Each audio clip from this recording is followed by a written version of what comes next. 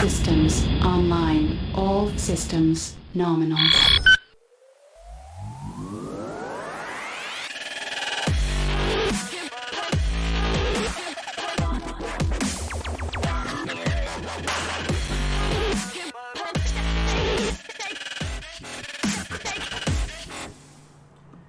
Hello and good evening. Welcome to another episode of The Amazing Life Show. My name is Mezame. If this is your first time tuning in, say hi in the chat window and tell me where you're from. So anyway, today we're going to have a very special guest on the show. We're going to have Dennis Dunbar coming all the way from Los Angeles, the United States of America. The time now for him is somewhere close to, I think it's 5 a.m. in the morning right now. I think it's really early for him. So he actually has decided to forgo some sleep and join us. So I really hope that this evening will be something that's going to be really awesome. Now it's 8 p.m. here in Singapore. So for those of you guys who are watching from the United States of America, I hope you got coffee with you right now because it's gonna be really one hell of a ride for the next 2 hours. So anyway, just want to say hi to some folks right now. Random Sinner, thank you for joining us. That's a very nice frog right there. Evan, hey, how is it going, man? Finally online at the right time. Yeah, I'm always streaming at this time of the evening. Check out my schedule. Right, so I'm actually streaming on every Tuesday at 8 p.m. Singapore time and on Saturdays at 5 Singapore time.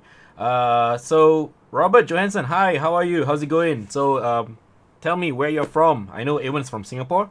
I'm not sure about Random and Robert Johansson. Yeah, maybe if I've forgotten, I'm really sorry. So just try to jog my mind because the mind has been quite altered recently because of the fact that I have not been able to go out much because of the COVID-19 pandemic. So stuck at home, almost going crazy right now, but everything's good. Don't worry about it.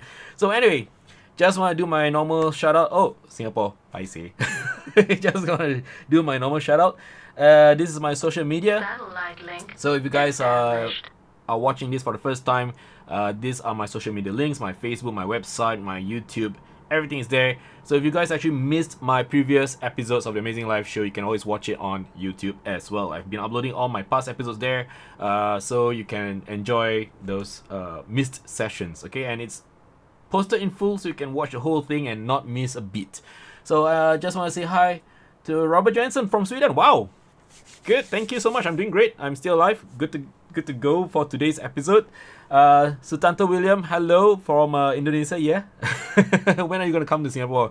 Actually, you can't come to Singapore. If you come to Singapore, you'll be stuck somewhere for about 14 days. We still have that what do you call that, precautions kind of thing in effect. So if you guys come over to Singapore, it's not going to be very pleasant for a couple of weeks. You'll be stuck somewhere for a bit, on quarantine or something like that.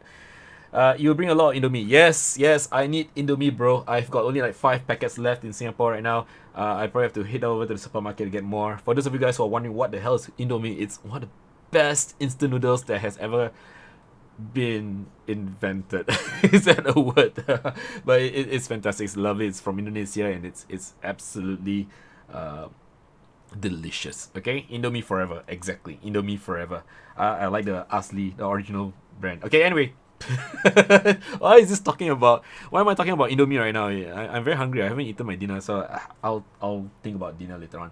So anyway, as always, I just want to share with you guys my social media stuff. This is my website. Okay, so you can take a look at my website. You can check out what are the things I do for my clients. You can also check out some of my personal works. I've been toying around with pocket-sized projects. So basically, I do toy photography as well. So you can check out some of my toys in my photo works here. Okay, so one of my favorites is Jack Sparrow and Iron Man, and of course I'm a big Star Wars fan, so that's that as well. If you want to read my blog, which I have to admit I have not been updating for the past few weeks because I've been very busy with work, yeah, you can read up on some of my reviews here as well. You can even check out some of my vlogs which I uploaded here as well. At the same time, also you can also click over here if you want to head over to my live stream. Any idea if you'll do a Q&A on animal photography? Actually, you kind of missed it. We did have an animal photography specialist a couple of weeks ago. Maybe you can just watch the VODs on that. Everything that Nicholas spoke about with regards to animal photography is pretty much what you want to hear because he covers a lot of things in great detail. Okay, so this is my Facebook page. So you can check out my latest happenings for my Facebook works. Sorry, for my works on my Amazing Life Show here as well. I have no idea why my voice suddenly starts to sound a little bit like Tina Turner's. Let me just clear my throat a bit. Sorry about that. This is what happens when you have too much chocolate today. Was it chocolates that I have? Oh my gosh, my voice suddenly so sexy. Okay, you know what? Let me just grab a bit of water, and hopefully everything will be okay in a jiffy. Yep, much better now. Redeem hydrate for 100 points. Thank you so much, Miss Desert. That's my wife watching actually. I'm good to go now. My voice is better now. Wow, that was kind of funky. So anyway, this is my Facebook page. If you want to, you can check out my Twitter profile as well. So I do have a greater access to the public. So if you guys are interested to ask me questions about anything to do with photography, you can always interact with me on Twitter. And I am very responsive. I'm pretty much quite active on Twitter, running polls and stuff like that. So and I occasionally do share a thing or two about my thoughts on photography. And occasionally I've been trying out Face App, and I've been doing this to movie posters, and I kind of enjoy the nonsense. And this is quite relevant for today because Dennis Dunbar actually designs or does heavy retouching for movie posters, including the ones that you saw on the title page, where we have in fact this is the one where we have good old Magneto, both young and old versions of him. If you look at this picture, it's almost like there's Face App, from young become old. But that's not the case here. It's actually two different actors. One of them is the android from Alien Covenant, and the other one is Gandalf. That's Ian McKellen and Fassbender. So two excellent men. Two of my favorite actors in from Hollywood. Yeah, so awesome. Of course, this is my YouTube channel. So for those of you guys who were figuring out where to watch my past VODs, you can watch it here. I don't know why it's kind of stuck here, so I'm just gonna refresh. And you can also see my behind the scenes videos here as well. So if you are keen to find out about how I do my photo shoots, you can see them. It's all lined up over here perfectly for you to scroll through. And of course, this is my Instagram. Do follow me on Instagram. I am getting a little bit more active these days, posting up stuff. Not really a big fan of Instagram, to be honest, because it's so, what's the word for it? Commercialized, I guess, where everybody who comes on Instagram has to pay a certain amount just to get their words or images seen or something like that. But anyway, that's just business, right? So whatever. This is my Twitch account, of course, and if you guys are keen, you can always check out account, of course. Twitchception. Click on the about section and check out some of the stuff that I have installed here for you guys. So if you are interested to find out about how I stream, what gear I use, or if you're a brand and you're keen to sponsor this show, you can reach out to me through this portal as well. Or you can just hit me with my contact details. Thank you, Friday. Friday is such an awesome bot. So that's where you can reach out to me by email. Alright, I just put my email address in the chat window. And it's what do you call it? I'm open to all. If you have any questions with regards to photography, you can always email out to me. Or if you have any photo works you want to share with me, and then just like, hey Mez, can you do a photo critique or something? Yeah, we can do that as well, and I'll probably do it on the live stream as well. And of course, as always, you can always check out my Razor tip stream to show support for this channel. You can actually use your camera phone to actually hit the QR code, scan the QR code so they can be brought straight out to the Razor tip stream page where you can donate using Razor Shards. Now here's the kicker. If you use Razor Gold to buy the Razor Shards to show support for this channel, alright, 100 shards is actually just $1. You can actually get Razor Silver, which you can accumulate over time and have access to redeeming some of this wonderful loot over here. Okay, we're talking about games, we're talking about hardware from Razer, so you can actually accumulate enough points, Razer Silver, to redeem things like, oh gosh, the Razer Huntsman Elite is selling fast, so if you guys want the same keyboard that I am using right now, you can just quickly go and try to donate as much as you can and redeem that keyboard. At the same time also, if you guys want to, you can always hit the follow subscribe button, which is on the top right hand of this window. I'll really appreciate it. Following and subscribing actually will allow you to be notified the next time I come online, which is beneficial for you, so you wouldn't miss an episode of the Twitch stream. Alright, so a little bit about Dennis Dunbar. So this is his website. Oh, still loading. Let me just refresh it. Oh dear.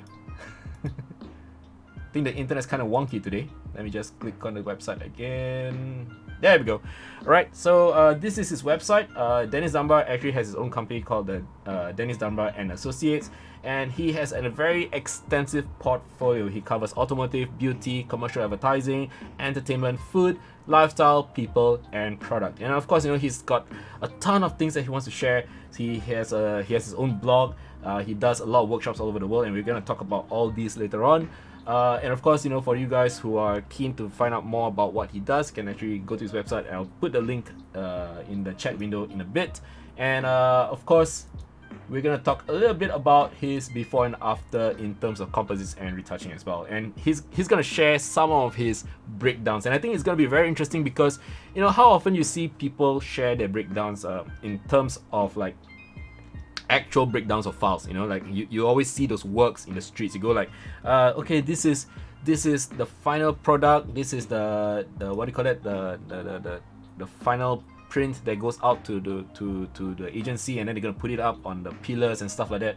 You've seen all those billboard ads in Singapore, but not often do we have access to the actual files or the breakdown of the images. And I think this is going to be something that's very, very fascinating today. In fact, we've only had so few opportunities to see breakdown of files. All right, so this is something I just want to let you guys know, that you have sort of like a backdoor access to it. So it's like a backstage pass. Okay, this entire episode is all about having a backstage pass. So anyway, the website is up. Okay, so you can actually see some of his before and afters, and these are some of the things we're going to talk about later on. And he's going to share some of his thoughts process, and I think it's very, very important to understand the thought process behind images. Okay, a lot of people think that the photographer is the one that does everything, but nope, there are actually specialized retouching artists out there who really do a lot of digital artwork manipulation to get the final images out, and this is something we're going to discuss today with Dennis. All right, so anyway, just a little bit of background about our friend Dennis Dunbar from Los Angeles. This evening we're gonna have him, and he's right now staying awake for all of us. It's actually about 5 a.m. right now in LA. So Dennis Dunbar is actually a digital artist who has a very extensive experience in digital issues. He began compositing images in the darkroom under the tutelage of William Warren, a noted stock shooter. And after seeing the advantages of working digitally, Dennis jumped in with both feet, setting up his own studio in 1991, and soon was working extensively creating finished artwork for movie posters as well as commercial ads. Now, back in 1991, what were you doing? I can tell you right now, back in 1991, I was trying to figure out how to tie my shoes.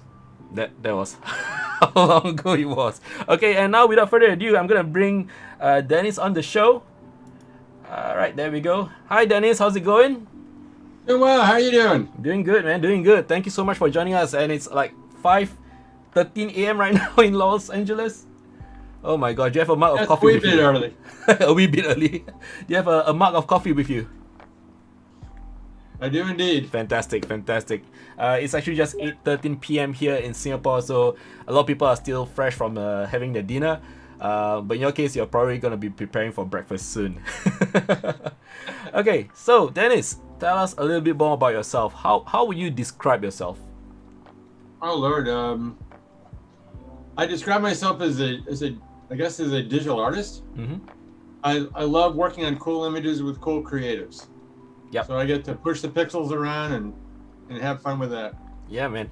And it's quite interesting how the hero images I asked from you, and then you actually submitted a poster from the X-Men. I was like, oh wow, you actually worked on the X-Men poster, and Deadpool 2 as well, Harry Potter and the Goblet of Fire, and all these movies. I've been seeing all these posters all around, and I didn't have any idea who was the one who shot it or who was the one who do the retouching and all that. And here we are. It's a privilege to actually have you on the show. Thank you so much for joining us, especially at this late hour. Yeah, thank you. Thank you. Yeah, there's the movie poster stuff is a lot of fun to do. Mm-hmm. There's a small handful of retouchers who do the final work on that. They call that part finishing. Yeah. There's a small handful of finishers or whatever for that. So it's a lot of fun to get a chance to work on those kinds of projects. But I enjoy working on all those images. As long as it's cool images, I love working on it. Awesome. And just a quick question. How long have you been doing composite work for both digital and otherwise? That means before you actually stepped in the realm of digital work. Well, in the 80s, I worked at a place to rent out photo equipment, and I studied engineering in college.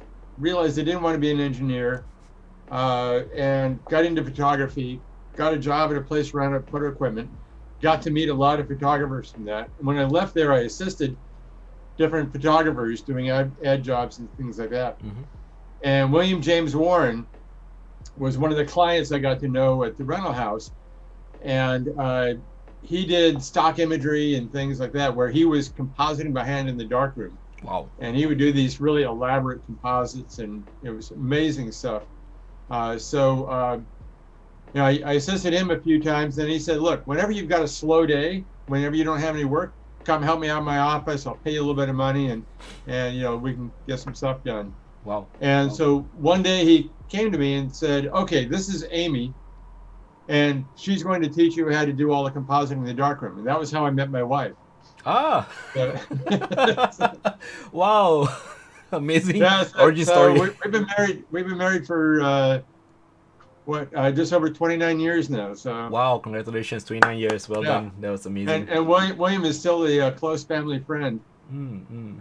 So compositing by hand in the darkroom, what we would do is we would use an enlarger and pin registration and lithomasks and things like that to composite images onto 8x10 sheets of copy film.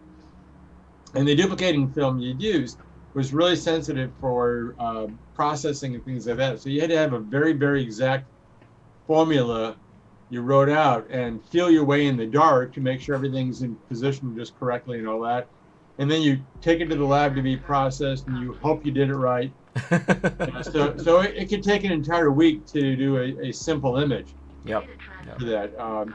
But William, you know, in the 80s and even into the 90s, stock imagery was a very viable market for a lot of photographers. Yep.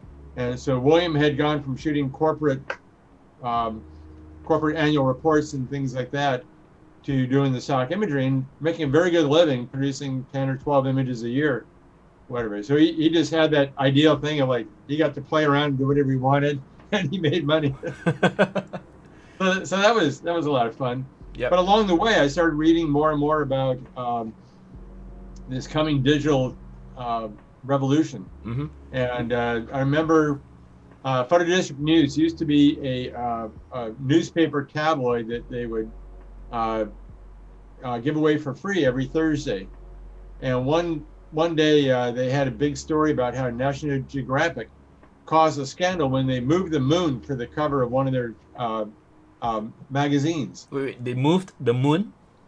Yeah, they had a shot of somebody sitting underneath the tree, and the moon was out of the frame, so they digitally composited the moon closer. Right. I'm like, oh my God, it's a scandal! It's a scandal! I thought, oh, that actually sounds kind of cool. So that was what sparked my initial interest, and it just became more along the way. More and more, I hear more and more about this, and it became an obsession. So any day I wasn't working doing something else, I was trying to research the stuff. And this is before the internet, before classes, before any sort of stuff. You had no idea what it took to do this. Yep. And most of the work at the time was done on $1 million Quantel paint box machines or something similar to that, proprietary system. Goodness. So I eventually found a local lab that did a lot of processing, and they had one of these multi-million-dollar machines there. And the guy who ran that department was a guy, Charles James. He now owns Bauhaus, a service bureau here in LA. It's been around for a long time. Yep. But Charles's attitude was, the more I teach people, the more I grow clients. So he gave me the first introduction into Photoshop and the programs at the time for that. And then it wound up becoming the only way I was going to learn was to get my own computer. Mm-hmm. So I got my own computer, signed a lease for a $50,000, computer lease.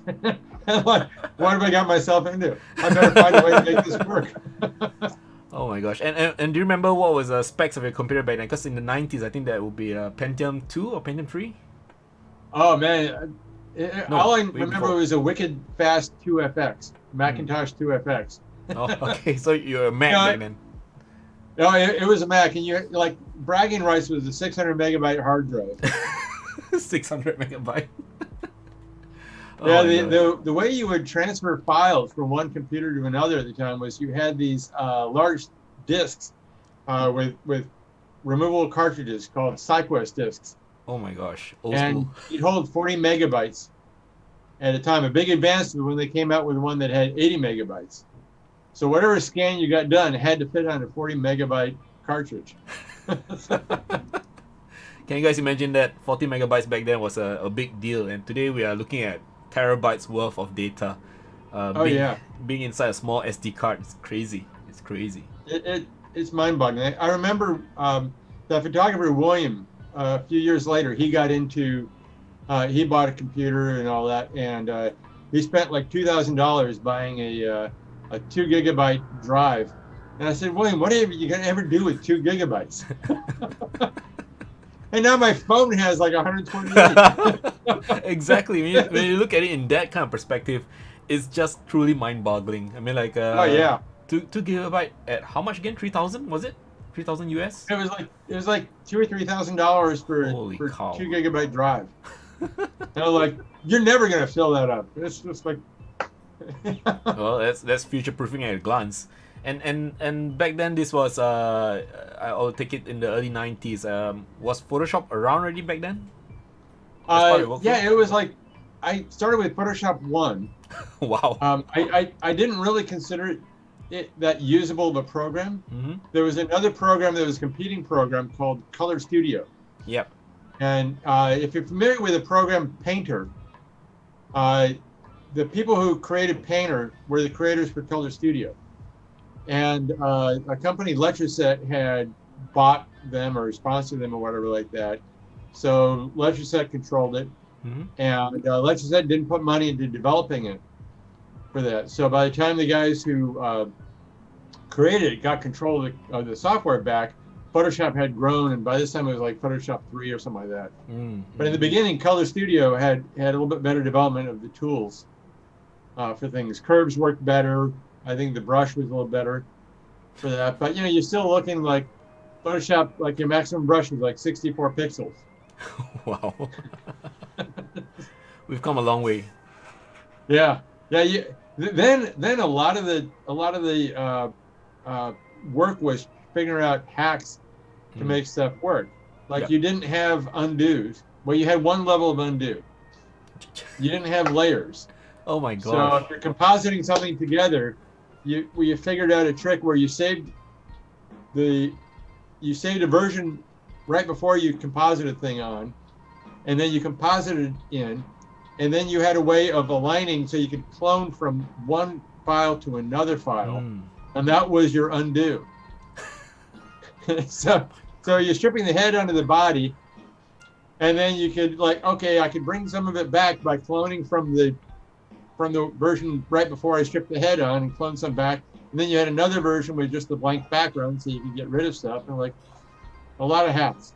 Oh my gosh. It was not easy to do the work then. I can't imagine. I mean, like you look at Photoshop today, CC 2020, you can do so much. You know, unlimited layers perhaps, and you're telling me now that you only have one layer to work with, just one canvas to work with, and Photoshop 3 I think introduced layers. Actually, wow. The first program to have layers was Painter. Yep. So the guys who wrote Color Studio, when they eventually got it, Photoshop was around version 3, and Painter was trying to compete with Photoshop at the time, and they came out with something called floaters, which was a temporary layer. So if you save the file, it flattened it, but while you're working with it, it could temporarily be a layer you could move around or turn on or off or whatever like that. So that was the first version of layers. And then there was another program called Live Picture, and that was an amazing program because it had layers. It had different way of working with things. So it saved the formula for everything you're doing and rendered it at the end. So it could move a lot faster. And it would take a little time at the end to render out your file, but it was reasonably pretty quick. Pretty quick, yeah. So that had layers, that had 16-bit paint, that had a lot of advances. But again, the company stopped developing it. They went into other areas, whatever. Yep. And Photoshop kept chugging along and going, okay, we like this idea, we're going to incorporate that. We like that idea, we'll incorporate this one in. So Photoshop kept developing, and it becomes an amazing program now. Yeah.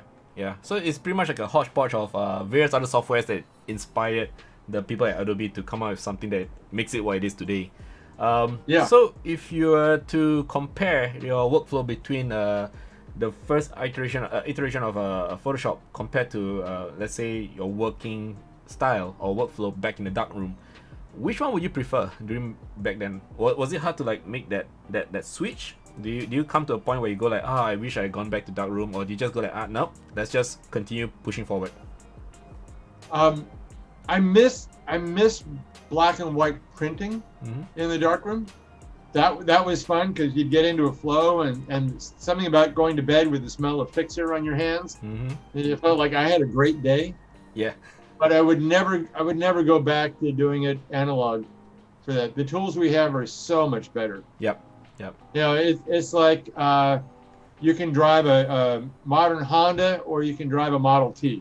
Yeah, exactly. Like the Model T is cool, but what are you going to want to drive long distance on? Exactly. Time to move on, basically. I think because right now in various parts of the world, a lot of people are rediscovering working in a dark room, and they go like, you know what, let's go back old school, and let's go back into working with film and doing the analog way of doing things. And I guess in terms of making it a hobby or as something as for fun, it's fine. But I think in the realm of commercial work, I don't think it's sensible to do it anymore, right? Yeah, I do have some friends that shoot film, and they do some nice work shooting film, but inevitably it will always get scanned and worked on digitally. Yep. And I kind of go back to that. And with the film thing, there are different aspects about it. Like, you have to be more thoughtful because, like, if you're shooting medium format, you have 12 frames in a row. Like, okay, I just can't go click, click, click, click, click, click, click, click. Yeah. Because, like every frame costs me something and is a limited resource. Yes. So there's that about it. And film will have an inherent look baked into the film for that. A digital file is far more flexible. So, there are some advantages they like about that. But as a digital artist, I think I can recreate the look of any film. If I have a reference image, I can get it really, really close with any digital file for that. So I don't see it as a big advantage. And then you got things like the sharpness, the grain level, and all that. Digital files are so much better. Yep. Your phone, your camera phone, probably takes sharper photos than a 35 millimeter film does now. Yeah. In fact, I would guarantee it. It's much sharper and more detail. Yes. So kind of like, I could go for less quality and less detail and less sharpness. Sometimes you want that in your image, but not always. And when would you say that those images where you have less quality, less sharpness, more noise would make more sense? Purely aesthetic wise, or it's just because just for an aesthetic sort of thing. If you're looking for a soft, grainy kind of look or whatever as an artistic statement, and that's totally legit. Again, you can also create that digitally, but it is a totally legit idea for that. When artists who paint use a variety of materials and a variety of stuff, and as long as you come up with something that looks cool, it's like whatever tool you want to use is legit.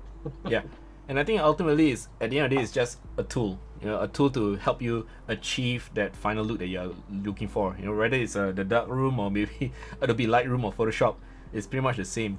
But when you actually make the switch to digitizing your workflow, do you have any reservations at all? I mean, like you did mention earlier, there's no tutorials online. There was no YouTube back then to teach you how to do certain things. There's a lot of how do you call that? I would say maybe the learning curve was really steep and things like that. Do you have any concerns or worry? Yeah, there were a lot of issues that came up.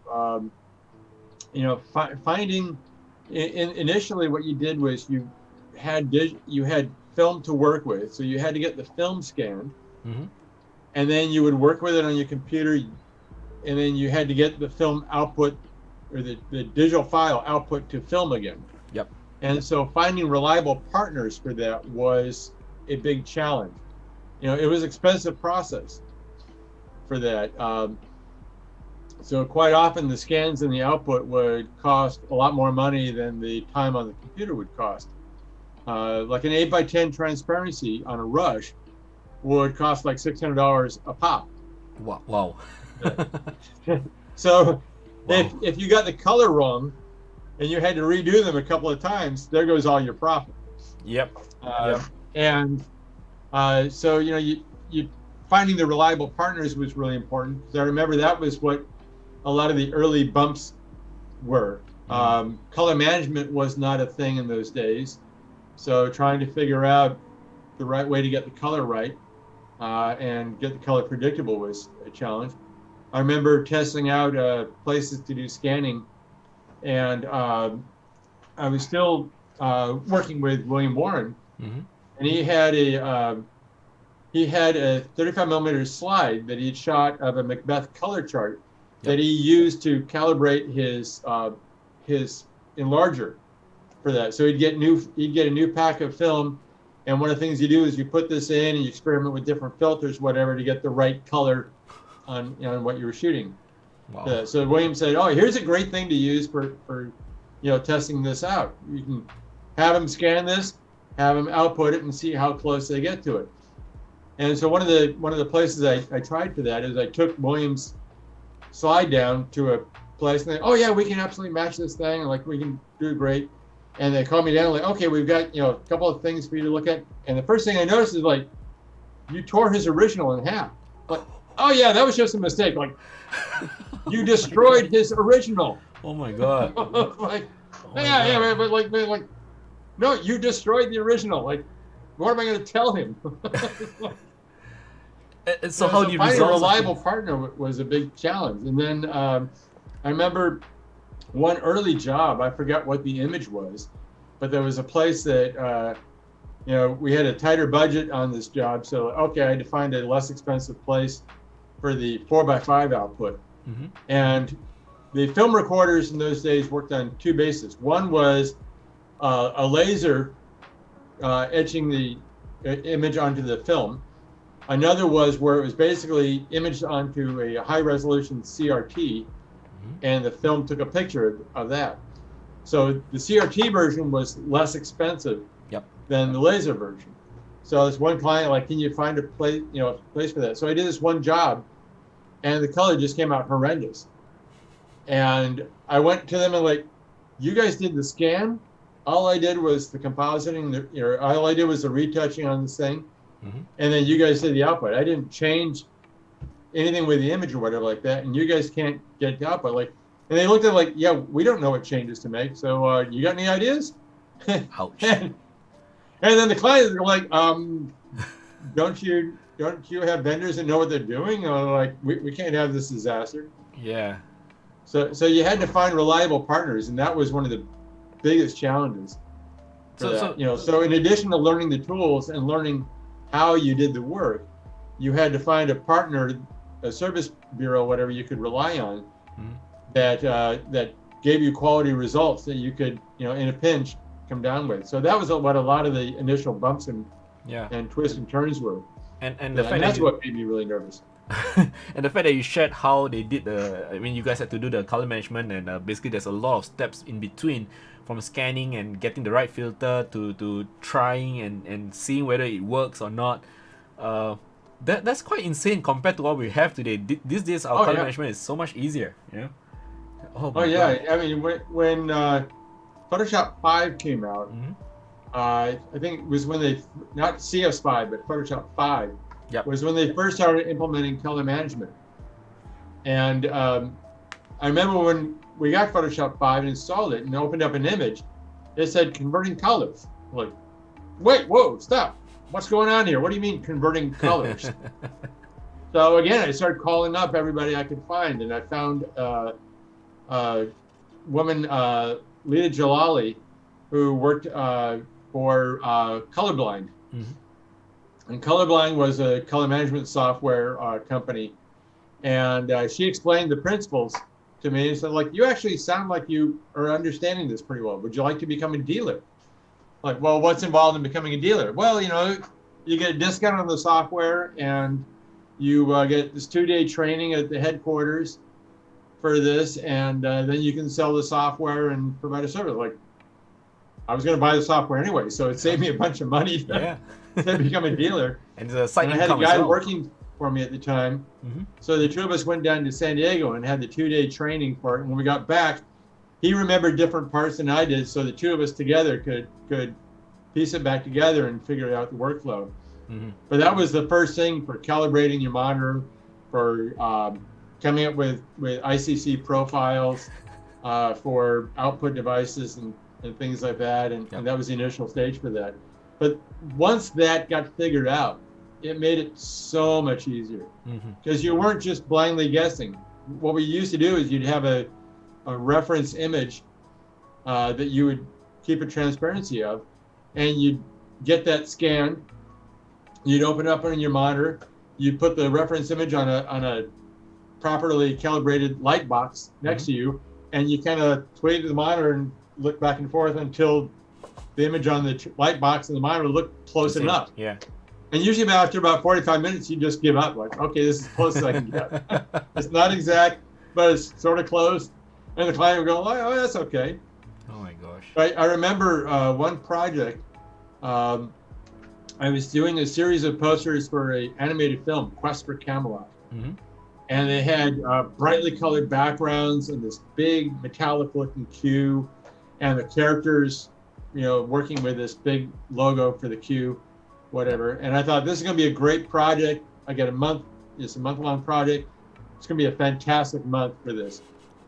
And so, you know, do the work, get the transparency output, send it to the client, and the client, you know, calls up and says, like, this looks really yellow. It's like, it looks really dark and really yellow. Like, it looks like perfect on my screen. Like, okay, so I the screen's not change calibrated. that, do another output. It looks really dark and yellow. Change it again. Finally, I go over to the client's agency, and you know, it's like, how are you guys looking at this? Because it's looking like a dead-on match for me. And they had a $50 tracing light box. Oh dear. Which is what they evaluated the transparencies on. And the light box was dark yellow. Oh dear. And then once they figured that out, like, oh, okay, so I bought another light box and gave it to them. Like, here, you can evaluate your images on this. This is a properly calibrated light box. Yep. And so once we got past that, their client, the studio people, you know, they would get a big iris print done. That was back in the day when the inkjet printers were iris things. They were very expensive to do a poster-sized print. Yep. And so they were sending the prints they would make to their client, and their client would come back with, like, this looks too blue, this looks too green, this looks too blue, too green. And they realized, like, wait a minute, you guys are holding up to window light. Oh. And there's a blue building next to you on one window, There we go. and a green building next to you on the other window. I lost my shirt on that job. Oh my I worked for an entire month, didn't make a penny, had all these outputs to do because they said, the color is your problem for that. But that was what color management solved. Yep. It's like, it is so much better now.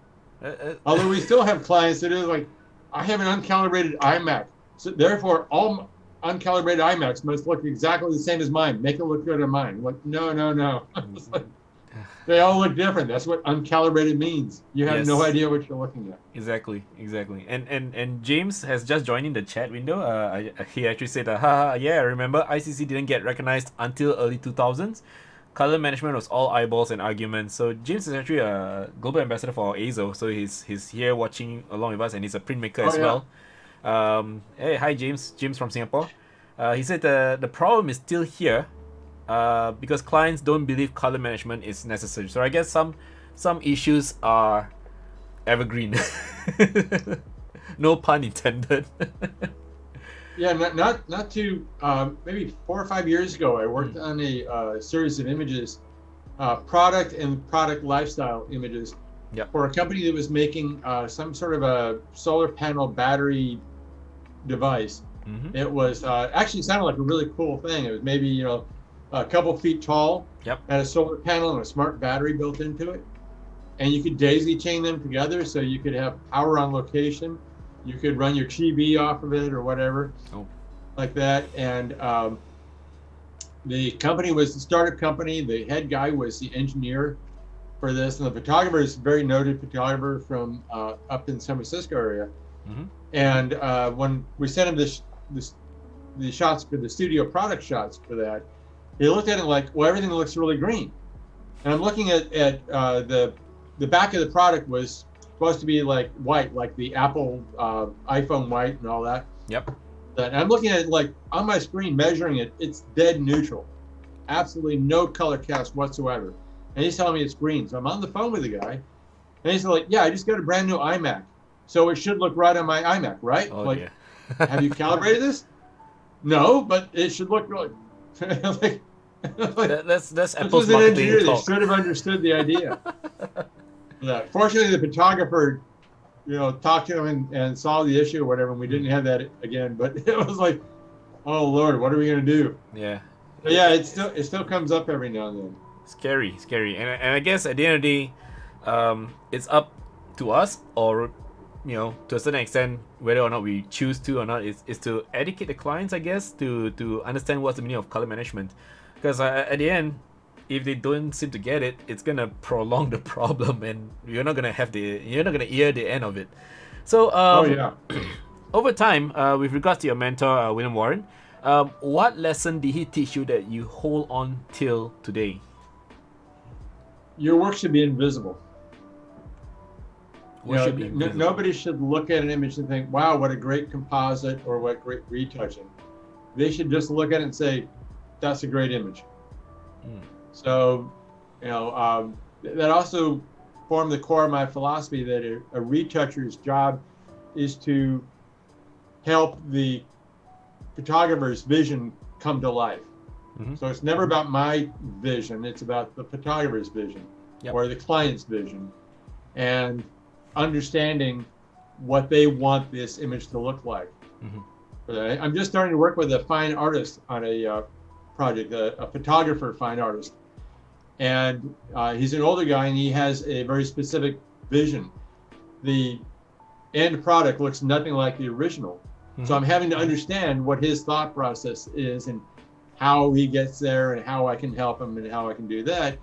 And that's typical of what I have to do with all the images. It's like, you send me a lifestyle shot and I might think, wow, this would look really great with a color grade of these cool colors, but that may not be what the client's vision is. So I have to understand what their vision is. And again, the work should be invisible. Nobody should notice the retouching or the compositing. It should just look like one seamless image. Excellent. And I James says he totally agrees. And I think that's the most important, because too often when we walk down the streets, maybe I'm just being me, but sometimes I do see like posters, and I go look at it and go like, there's something that's not right. Then I just go up to it and go like, oh, okay, this is why, and it's identifiable problems like this that kind of removes the overall experience of appreciating the final image. And I think that's something that we as retouching artists and even photographers need to be aware of, especially when we, in this day and age where everything is all expected to be fast, chop, and there's no clear indication of finesse. It's all about getting the jobs done as quickly as possible and moving on to the next one. So I guess this is the value of art, I guess, with regards to quality works. So one of the lessons I learned in the 90s, I had people working with me Mhm. because the model of everything keeps changing from one decade to the next, whatever. Yep. So when I had people working with me, I hired a woman to come in and freelance with me for a couple of days on a project. And I think it was like compositing black and white shots together for VHS releases of old movies. Mhm.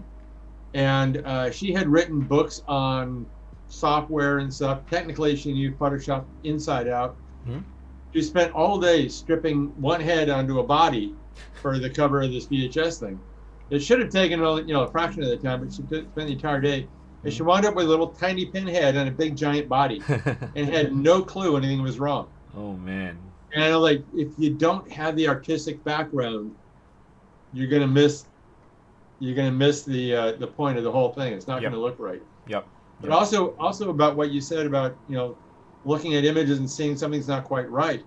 One of the things that's really super important if you're working on portraits or shots of people, Mhm. from time we're born, we have we're hardwired to recognize spaces. Yep. That's we have all this fluidity. So we have a whole lifetime of getting informed about what a natural looking face looks like. So when something's not quite right, bells go off in our head, and you can't always put your finger on it, but you notice something's not right. And we see that an awful lot now, especially with stuff you see on the internet. Yep. And somebody will post, a thing in retouching form. Look at this thing I did, and be like, "Oh my God, this is amazing!" And you look at it like, "Oh my God, the texture is horrible," or you messed up the shape of the face or something like that. Like, "My God, this looks unnatural." And I think echoing on it's what you just just not good mentioned. quality work. Yeah, and echoing on what you just mentioned, with regards to how widespread critics can be, even among our peers. I think one of the things that's happening right now is like spreading a wildfire on the internet right now is Annie Leibovitz cover of the sports lady on Vanity Fair, I think. So I think yeah. So that's kind of like going really. I mean, just looking at the feedback, I wouldn't even say feedback, but more like heavy criticism. The backlash is just insane, But I guess there are two camps, and I wouldn't say I agree with either. Everybody, when it comes to the final images, to each their own. At the end of the day, the client likes it, then well, that's just the way it is. Or if that's the photographer's vision, I guess that's the way it is. But from a technical standpoint, there could be some issues that they could probably work on, I suppose. I think I struggled with that thing, the pictures of the Simone Biles, I think it is. Yeah, Simone Biles. Yeah. When I first looked at the cover image and thought, wow, that looks beautiful. She looks strong. She looks well lit. And then I was talking with some friends, like, what's going on, and like what the controversy. And they started, tell me a little bit about what they were seeing, what they were seeing discussed.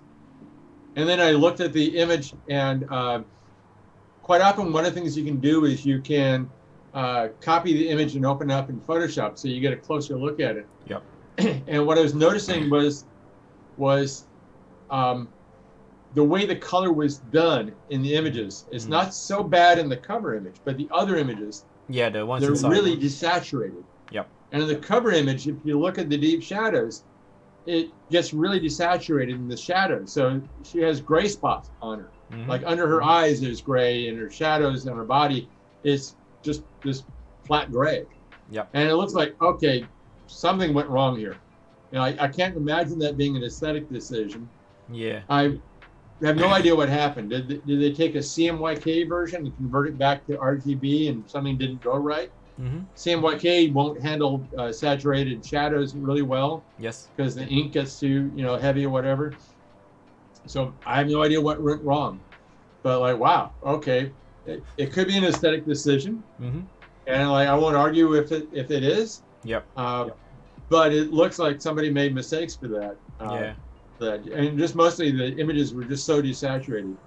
But you're right. These days, you pick any one image, and people will be pro or con against it for it. And one of the things that is interesting is there are people who have experience who have understanding of the aesthetics and they can make really quality critiques. Yep. And there are people that have been playing with it for 5 minutes, think they had the same level of expertise. Yep. So I've Yep. had people make comments about that, and I remember one day Renee, Oh yeah. I posted something in Facebook, and one day Renee messaged me like, "You want me to hit him in the face with a shovel for you?" because some people were just making these insane comments about the image. Yeah. I just laughed because my friends will come out and like, "What are you saying?" Like, no, this is not a mistake. This is good work, and this is why. But you'll find that, and really the response is more like, how do we help educate these people that don't have the background or the experience to really understand the image for it. Yep. So but yeah, it's a wild world in the internet. It now. is, and there's so many backseat retouches these days.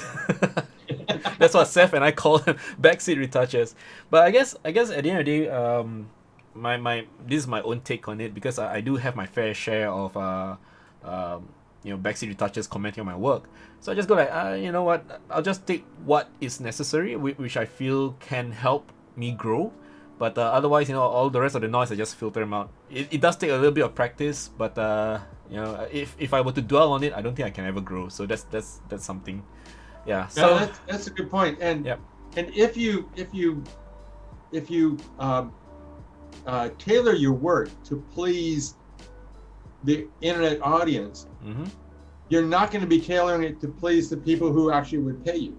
Exactly. That's one of the dangers of Instagram. One friend who shoots a lot of beauty stuff, I remember she commented one time like, "Yeah, if I only get 400 or 500 likes on an image, I know it's not very good." Like, Mm-hmm.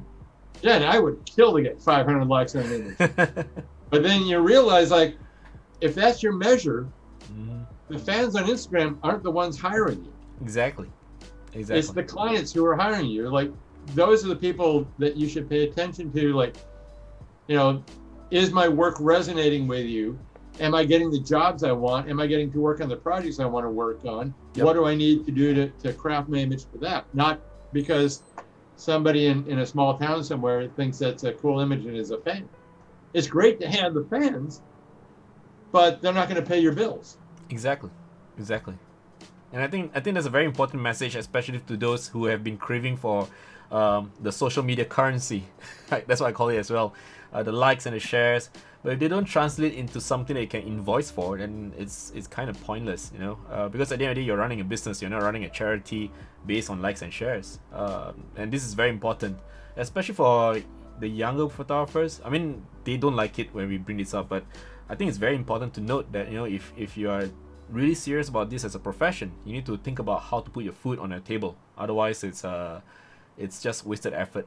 You have the feel good moment, 200 likes, 300 likes, but at the end of the day, nothing to show for it. And that's a very painful realization. Yeah. Yeah. One of the things I am amazed at is we have a house in Santa Monica, and we bought it about 20 years ago, and we had some work done in the house. Yep. So some of the walls were the old style plaster stuff. So we had to have somebody come in and work in plaster. It was somebody that we had known. His father was a plaster worker. And the guy said, it took 20 years of me working for my dad before my dad would trust me to do something. And they're like, this is just mixing plaster and putting plaster on a wall. It took 20 years of apprenticeship for this guy to become a master at his work, or even accepted by his father as competent at his work. Yep. With digital stuff, like, I've been doing this for 3 months. I'm an expert. Like, it's mind-boggling. It is. The difference in that, and you have to look at there's a certain level of craft, and it takes time to learn and build up the talents or the skills in the craft to do a good job. Exactly. And as a community, we want to be supportive of that. We want to help people learn that. Yep. But they have to understand there's very much that. You're not going to start off and master it and be a great artist in 5 minutes. Yep. Agreeable. And I think it's all about realizing the journey is not going to take 5 minutes. It's going to take a longer while than that. And there's also still practice, and there's still chances of failures. I think we all do well to realize that failure is just part and parcel of this journey, because I've seen too many people fail and then they just give up entirely. I think setbacks are good teachers sometimes as well, apart from experience. Absolutely. Yeah. Okay, Absolutely. so Like I talked in the early days, just trying to find a good vendor you could trust for Trial and standing error. up with. Yep. Like had a lot of failures, and you have to keep going. Yep. And you're right about it being the journey and learning. And I think that's the good news about it, because I've been doing this for almost 30 years now, Mhm. and there's still a lot for me to learn. Yep. I'm seeing stuff from work that friends are doing, and like, wow, I really love the way you're color grading this. I want to understand your decision making, not just the technique, but I want to understand the decision making about that. And it's exciting that at this stage, like, there's still so much for me to learn. So I love that idea about it. Yep. And this is something that we're going to discuss later on, because we're going to find out a little bit about the philosophy of why you retouched certain images the way you did. And you did share with me a preview, so I'm really excited for that part. But before we go into that, I just want to touch a little bit about what happened in summer of 2002. So back then, you were actually named to the board of directors for the Los Angeles chapter of the Advertising Photographers of America, where you serve as head of the digital committee. Being in the APA also allowed you to focus in the area of creating standards for digital imaging. So as a member of this organization, why do you think that having a standard for digital imaging very important? Yeah, it was APA. Now it's called American Photographic Artists. Mm-hmm. They broadened it out, so it's not just advertising. Yep. They're one of the major trade organizations for photographers in the U.S. There's 4 or 5 groups: APA, ASMP, NPPA. Some groups like that. Mm-hmm. And they do a lot of advocating for photographers, like working on copyright law. There's a lot of discussion about copyright law going on here in the United States, trying to make that better so it works better. Yep. I've been on the board, for way too long. Realize it's like 18 years I've been on the board for the APA chapter here. But we put on events for our members to help educate them and have inspiring events. We do various things like that. So it's a great, trying to build a support community for photographers for that. The standards thing in the early 2000s was when things were making this shift very quickly, the shift from shooting film and handing a piece of film to your client to shooting digitally and handing a digital file to your client.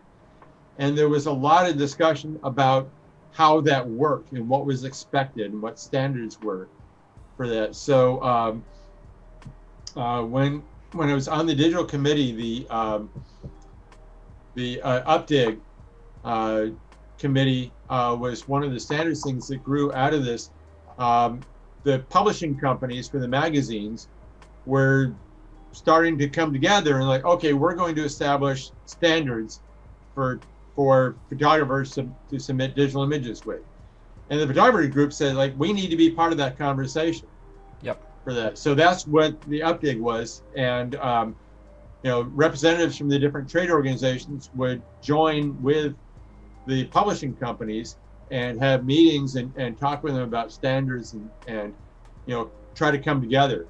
And they were coming from 2 different perspectives from this. The publishing companies were thinking, we get thousands of images submitted to us a day, and we have to have some sort of standard way of doing this and some sort of way of knowing was the photographer competent or not.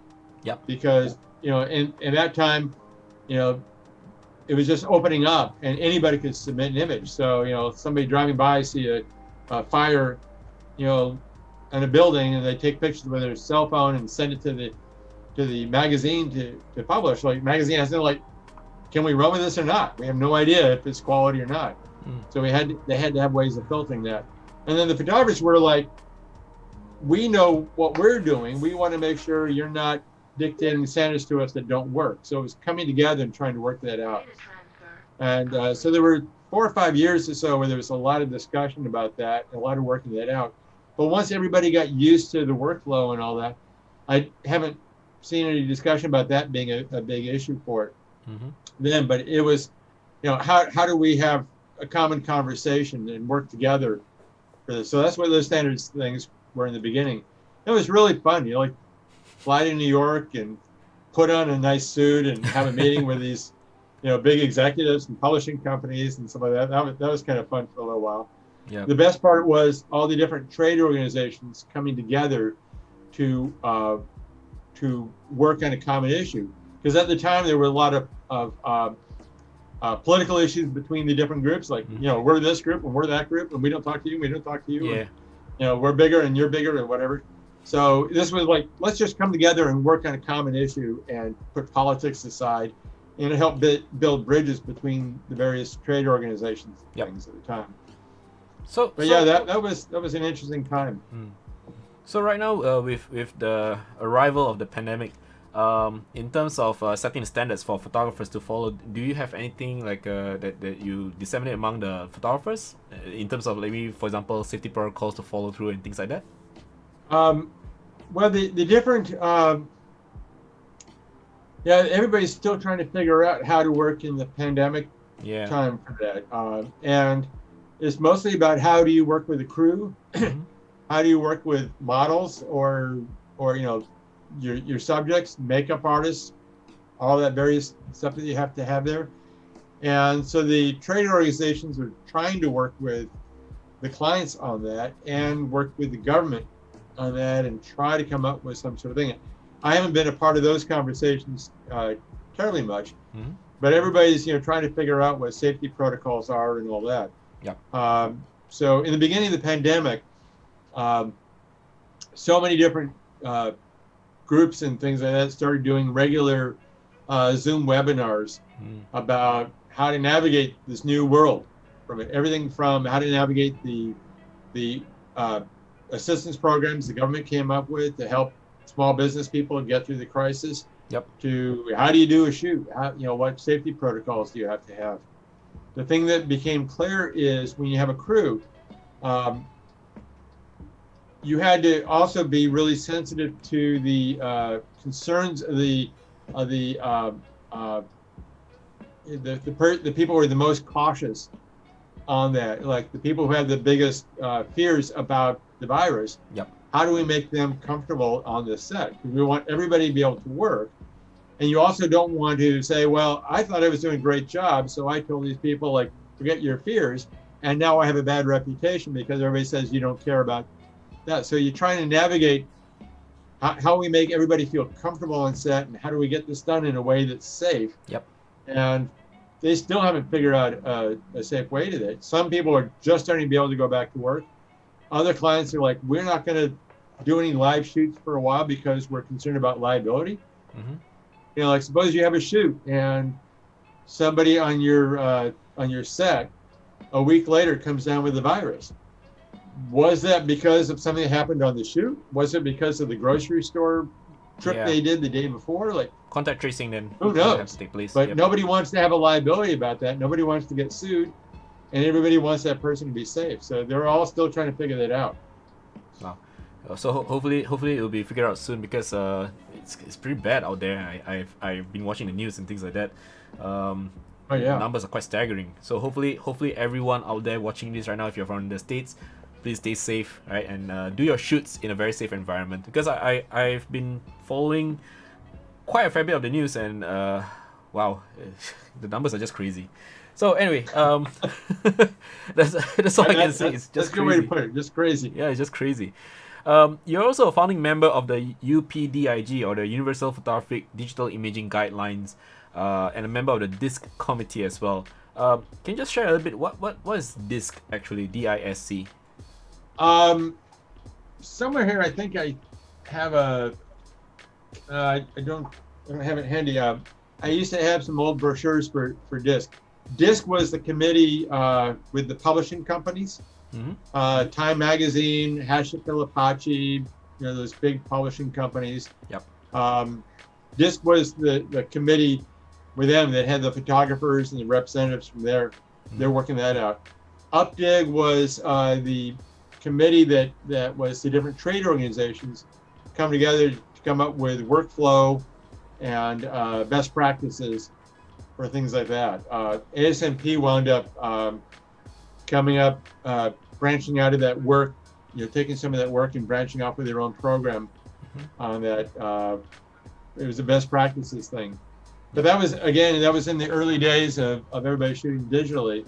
And now people are pretty well versed in that. So the workflow has changed a lot, but it got a lot more familiar and a lot more standardized. Yeah. Okay, after this, we're going to look at some of your before and afters as part of the case study section for this episode.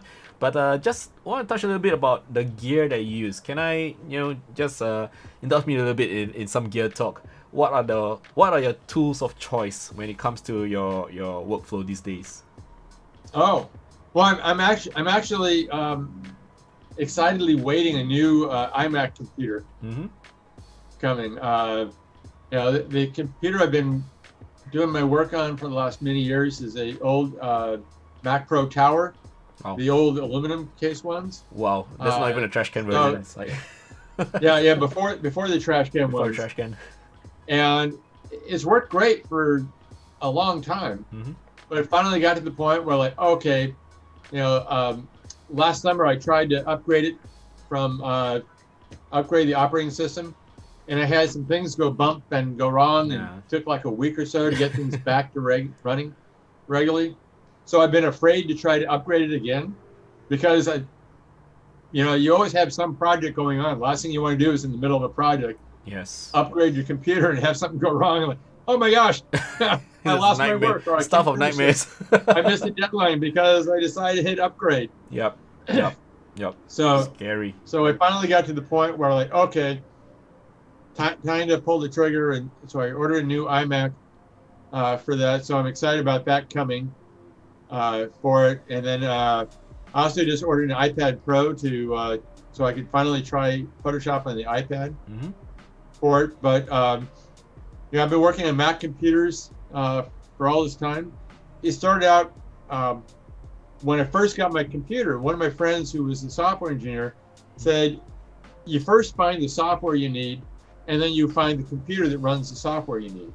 And in those days, Photoshop was on the Mac, so like, that's what I need. Yep. And I fell in love with the Mac environment for that, because everything works together, especially these days. We don't have any SCSI voodoo to play with or whatever from the old days. I don't know if you ever had to deal with that. You remember SCSI? Oh yes. We still have those lying around. I just bought a SCSI converter the other day, or adapter rather, because of my wife's old laptop. Yeah, and I wound up getting rid of all my SCSI stuff. Back in those days, like, you had to play around with the order everything was plugged into your device just to get it to start up. Yep. And then the next day it may not be the same order. Yep. You may have to go back and play with it again. So thank God for modern technology. Now in the Mac universe, everything just talks to each other so much better. Yep. So that's why I love that. One of the things I can't do my work without is a Wacom tablet. Oh yay. So I just recently started working with Wacom for that. So they're sponsoring some of the work I do, which is great. Nice. And the last couple of years, I got a Wacom Cintiq 16, and that's amazing. I only use it like 10% of the time, but when I use it, it's amazing, because anytime you have to paint something directly, like if you're stripping a head out and putting a person against a new background, long hair especially is really difficult to mask. So inevitably you have to hand paint hair in. Yes. And for many years, the hand-eye coordination between the Wacom stylus and the screen was okay. But when I tried the Cintiq, I was like, wow, this is just so much easier. Yeah. I could go twice as fast and get better results. Yep. So I love the Wacom Cintiq for that. And then they came out with a smaller tablet called the Wacom One. Oh yeah, I've got like one here. Yeah, it's awesome. And I think that's perfect companion for like a laptop. Yep. Because it's light, it's portable. You can it's small enough that you can travel with it really Yep. easily, and it's amazing stuff. So those are the tools I really love. The other stuff, the peripherals, the hard drives and things like that, that's just stuff you need to get your work done. Yeah. Hard drives. Gone are the days of you relying on a 400 megabyte hard drive now. Oh yeah. That's how you began. So, in terms of calibration, what device do you use? Perhaps you just want to share with the audience at home. Oh, well, I have a X-Rite. Mm-hmm. I have a spectrophotometer. It's stashed in a case somewhere here. Mm-hmm.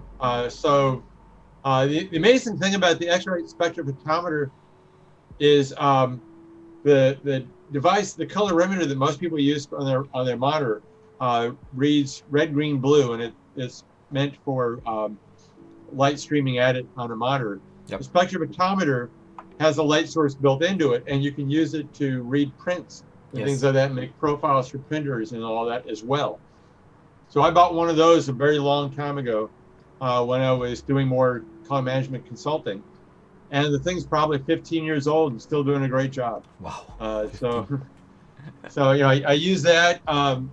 Most of the time I'm using X-Rite software, Mm-hmm. the i1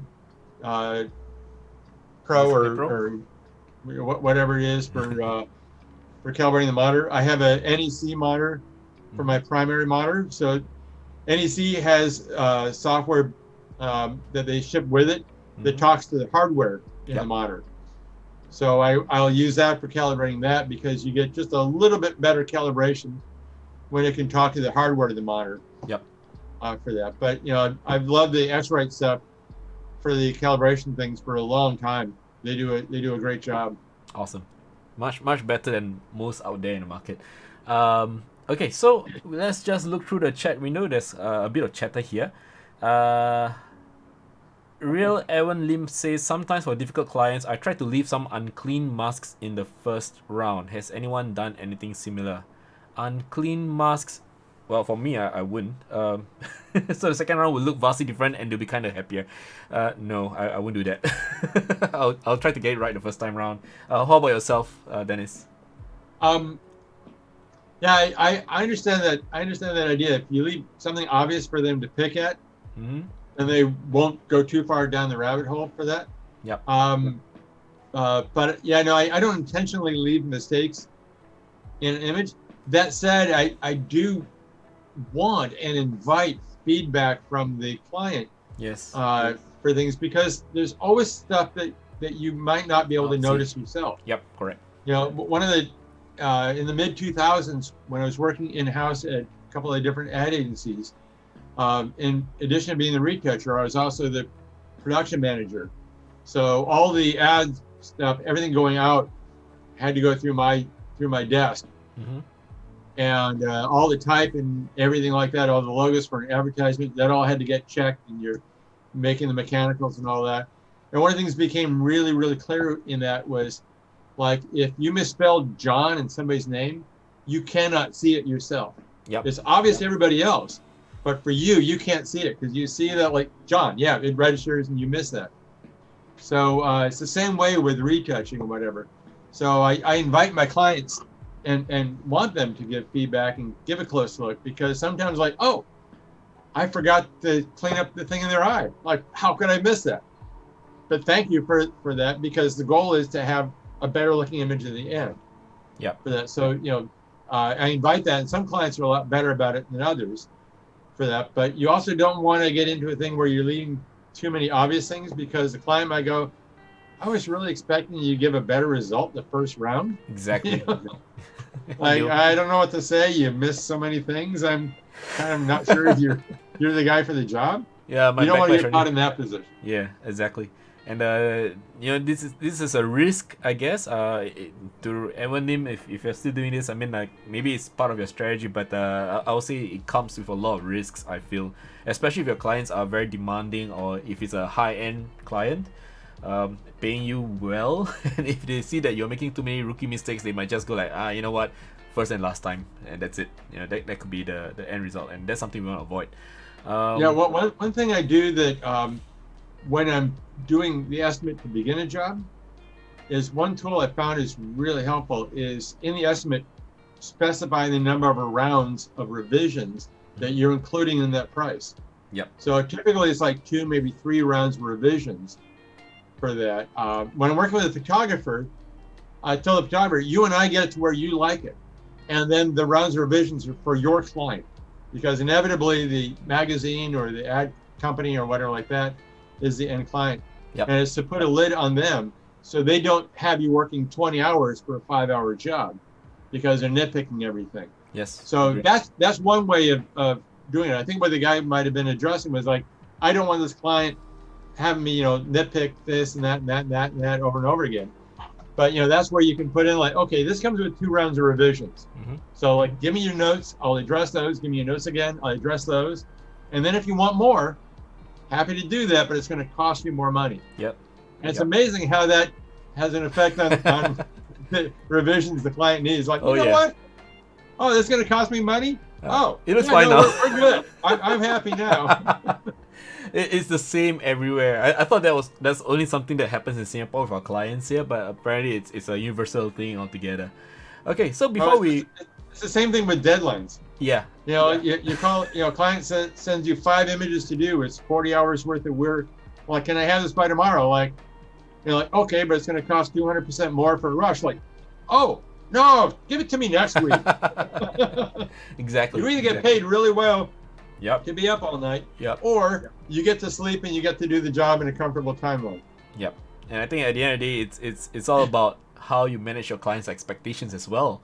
Rather than over promising and under delivering, it has to be the other way around. Over delivering and under promising, to be on the safe side of things. Okay.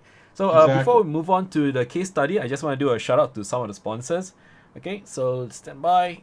Okay, so anyway, as you guys know, I'm actually a Razer streamer right now. So for those of you guys who are watching it right now, if you all want to support this channel, you can actually head over to the QR code or scan with your phone on this QR code thingy majig. I don't know how to explain it other than that. It's a wonderful QR code. It will take you to the Razer Tip Stream page where you can actually donate using shards. Now, in order to receive the Razer Silver, you need to, however, use Razer Gold, where you can accumulate Razer Silver as you buy the shards to show support for the channel. And this Razer Silver can be used to basically redeem epic Razer loot, like for example the gears, like keyboards, headsets, mice, and it can get very, very interesting as you go down that particular rabbit hole. Now, other than that, if you guys want to show support this channel, you can still do so by hitting the follow or subscribe button. That doesn't cost a thing, it's absolutely free of charge, and really show appreciation for holding this live stream. Okay, so right now we're looking at Dennis's website. Dennis, you are not able to see it, but I'm actually showing the folks at home your before and after composites page. Okay, right now I'm looking at ice cream, and oh my gosh, I'm so reminded of my ice cream in my freezer right now. I'm just gonna dig it out later and just go for it. But this is really fantastic. Yeah. So looking at your before and afters, I mean, you've covered various different genres of photography. You have advertising, commercial, product, lifestyle, and it can get very, very interesting. I mean, like just now before we started the show proper, you did share how it didn't look properly. Let me just refresh this page.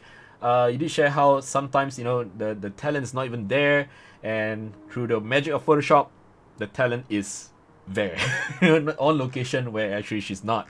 So I just want you to share a little bit about the thought processes behind these images. For example, the setting out the concept, how you finally execute it, what's the main focus in the image, and because of time constraint, I'm just gonna choose a few, pick a few. I definitely want to talk about this ice cream right here. So I'm looking at the before photo. You can see there's no toppings at all. There is no sprinkles. There's nothing at all. The flooring is very clean, and you can see there's actually like is that crocodile clip or something to hold or hook or hanger or something to hold the ice cream together.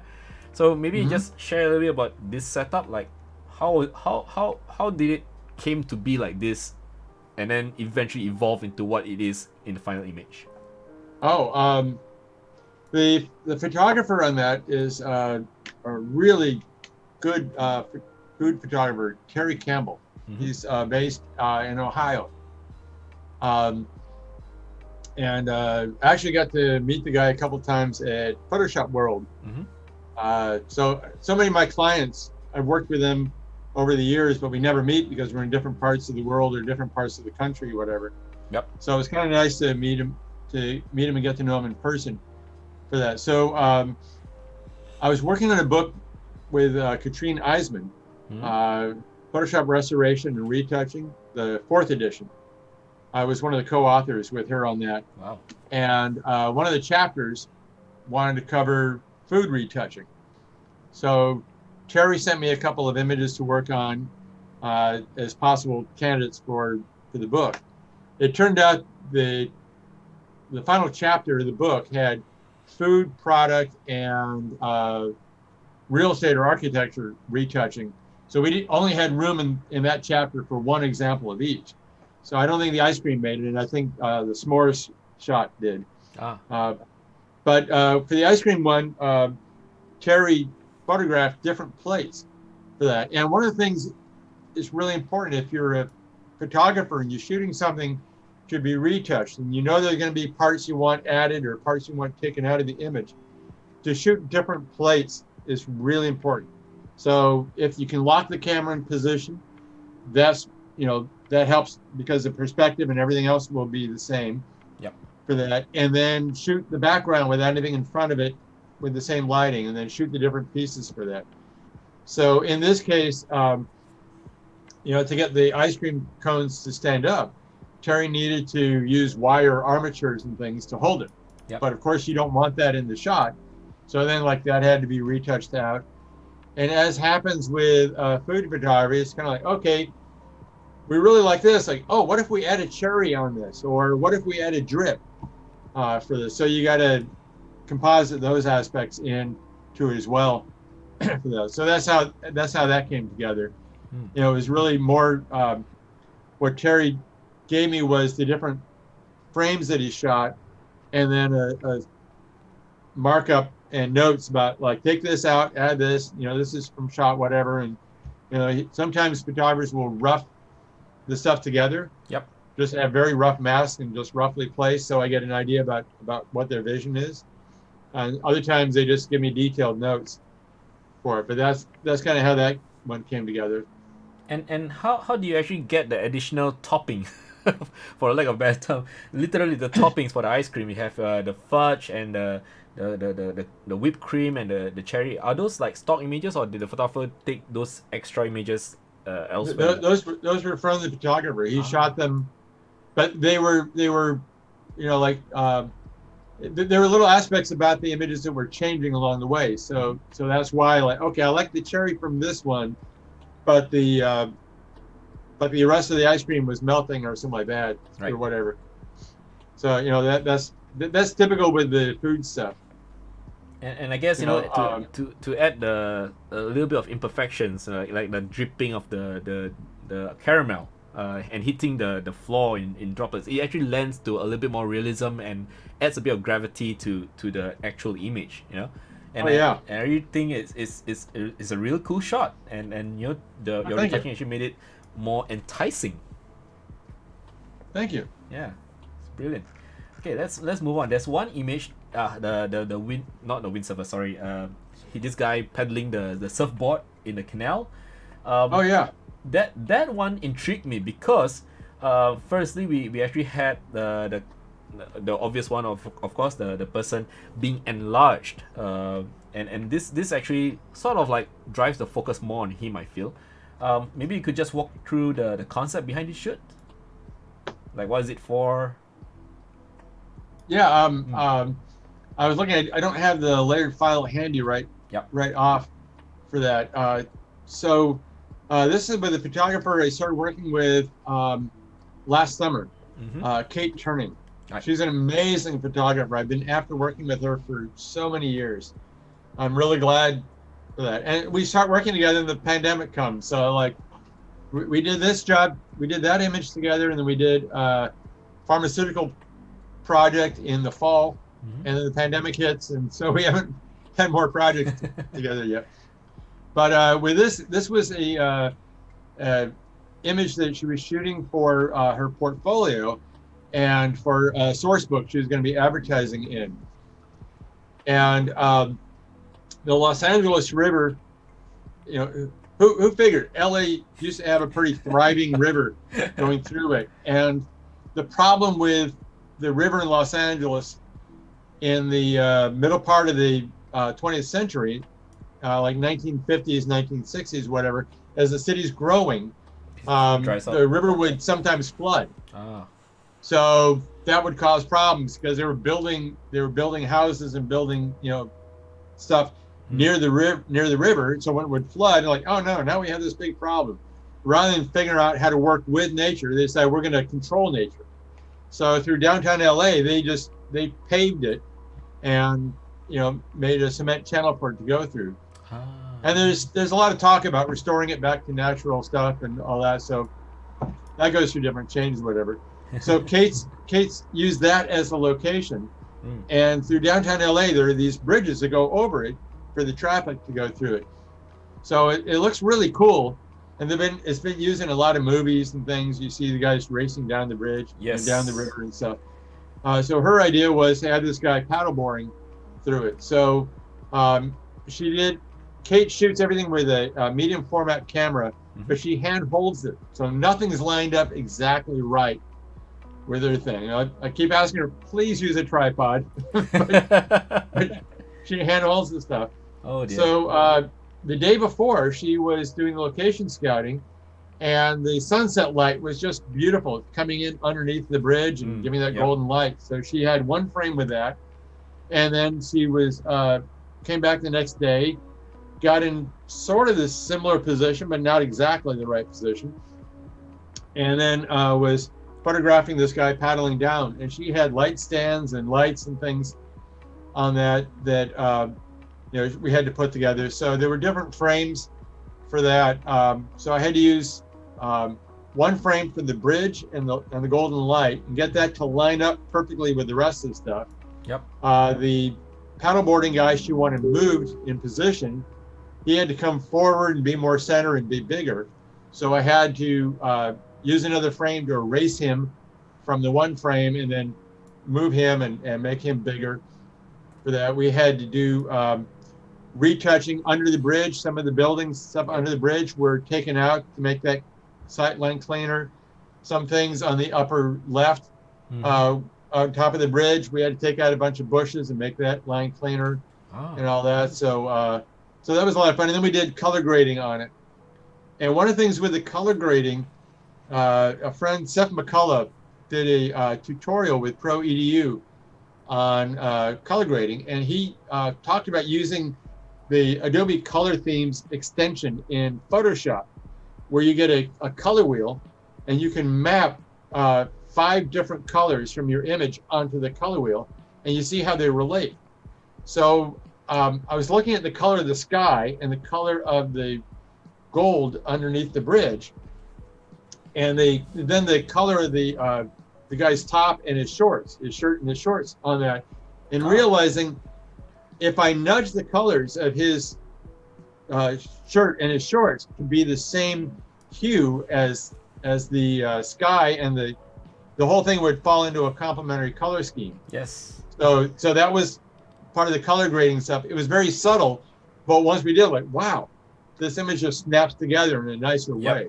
And then we added a little drama with light, you know, with color and stuff in the foreground and all that. But yeah, that was a real fun project to work on. And it took a lot of hours and a lot of plates. And I like the fact that, you know, that somehow, because of the way the talent is dressed up, you know, you like you mentioned just now, the colors are mapped almost in sync with the sky and the sunset hitting the underneath of the bridge. It kind of works, you know, it's very pleasing to the eye when you cross the entire image from left to right. It's like you can see there's actually a very clear demarcated line where the blues meet the warm tones in the hues. Yeah, makes sense. Yeah, and that's one of the things I enjoy the most about color grading, because on one hand, color grading can be an arbitrary decision. Like, I just like this, you know, like there's a tool, Infinite Color Panel or something like that, that Critique and I comes out with. And it's a great tool. You hit a button and it comes up with a gray. You hit a button, and, the button over and over again until you come up with something you like. Yep. And that's a really cool way to do it.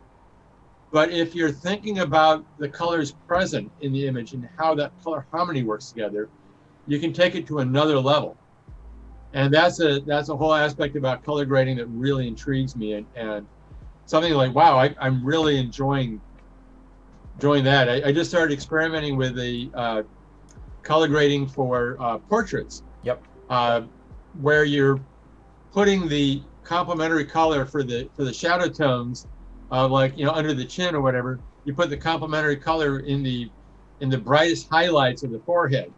I'm like, wow, that actually is really cool. It's like it has another dimension to the image you didn't expect. Exactly. So yeah, that's a fun thing to play with. Yeah.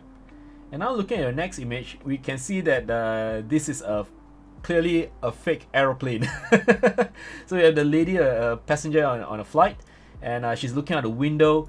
But you can see that in the before, it's an entire studio setup made to look like as though everyone in the shot is inside the body of I think maybe a Boeing or something like that, on a first class cabin. So in this kind of scenario where the direction of the photographer and perhaps later on the communication between the photographer and the retouching artist is very paramount to get the clear distinction of the final image, like where the lines should be, where the items that are being imagined right now, like for example the overhead cabin is supposed to be, where the windows are. What are the challenges with regards to finalizing this image? Oh yeah, that was a fun series of images. There were several versions of this and different ones. That was for the rollout of the 787 Boeing plane. So I got it right, Boeing plane. So it's from a few years ago. The photographer is a guy, Gil Cope. So he directs commercials, and then on occasion would shoot the still advertising campaign as well. And for the 787 plane, he realized there was no way he could get his lights inside the plane and get everybody in there and lit properly. So the solution was to shoot the cabin of the plane empty, and then to shoot all the actors or the models and stuff in position in the studio. So in the studio, he set up the seats and all the stuff in the same position, very carefully mapping it to fitting the way the interior of the plane was shot. And then he sent me the various frames and things, the plates he had to composite together. So he and the client picked which frame of which person they wanted to composite together. And he had several different options. I think there's some people in the back reaching into the luggage compartments overhead and all that. So they had several different versions of that. So many of the people there composited from different frames. There's a guy in the behind the woman in the foreground, and I think in that version he's got the drumsticks. The guy with drumsticks in his hand. There were other versions where he's holding a glass of wine. And then for images being used for advertising in the Mideast, where alcohol is not allowed for sale, we can't have alcohol in an advertisement. So they had alternative props for him to hold. So all that stuff had to be composited together and then color graded. There were other versions where you could see more of the carpet on the floor. So we had to put a pattern on the carpet because it was just a plain carpet. So yeah, that was a lot of fun working on that. And it's building it layer by layer and with feedback from the client and all that, and getting direction from him about the kind of look he was after. And there's also when I'm looking at the before photos, I realized that the drummer wasn't there in the first place. It was an empty seat, and somehow you actually managed to bring the seats, the actual seats from the Boeing Dreamliner, into the studio to get a shot in. That's a lot. You had the actual seats, and some of them need to be, some of them weren't in exactly the right place, so I had to move them a little bit. To get them right. I think there's a lady on the left wearing a small fedora hat. And since he had to shoot it with a wide angle lens, she was really distorted. So I had to fix the distortion in her and undistort her. That's insane.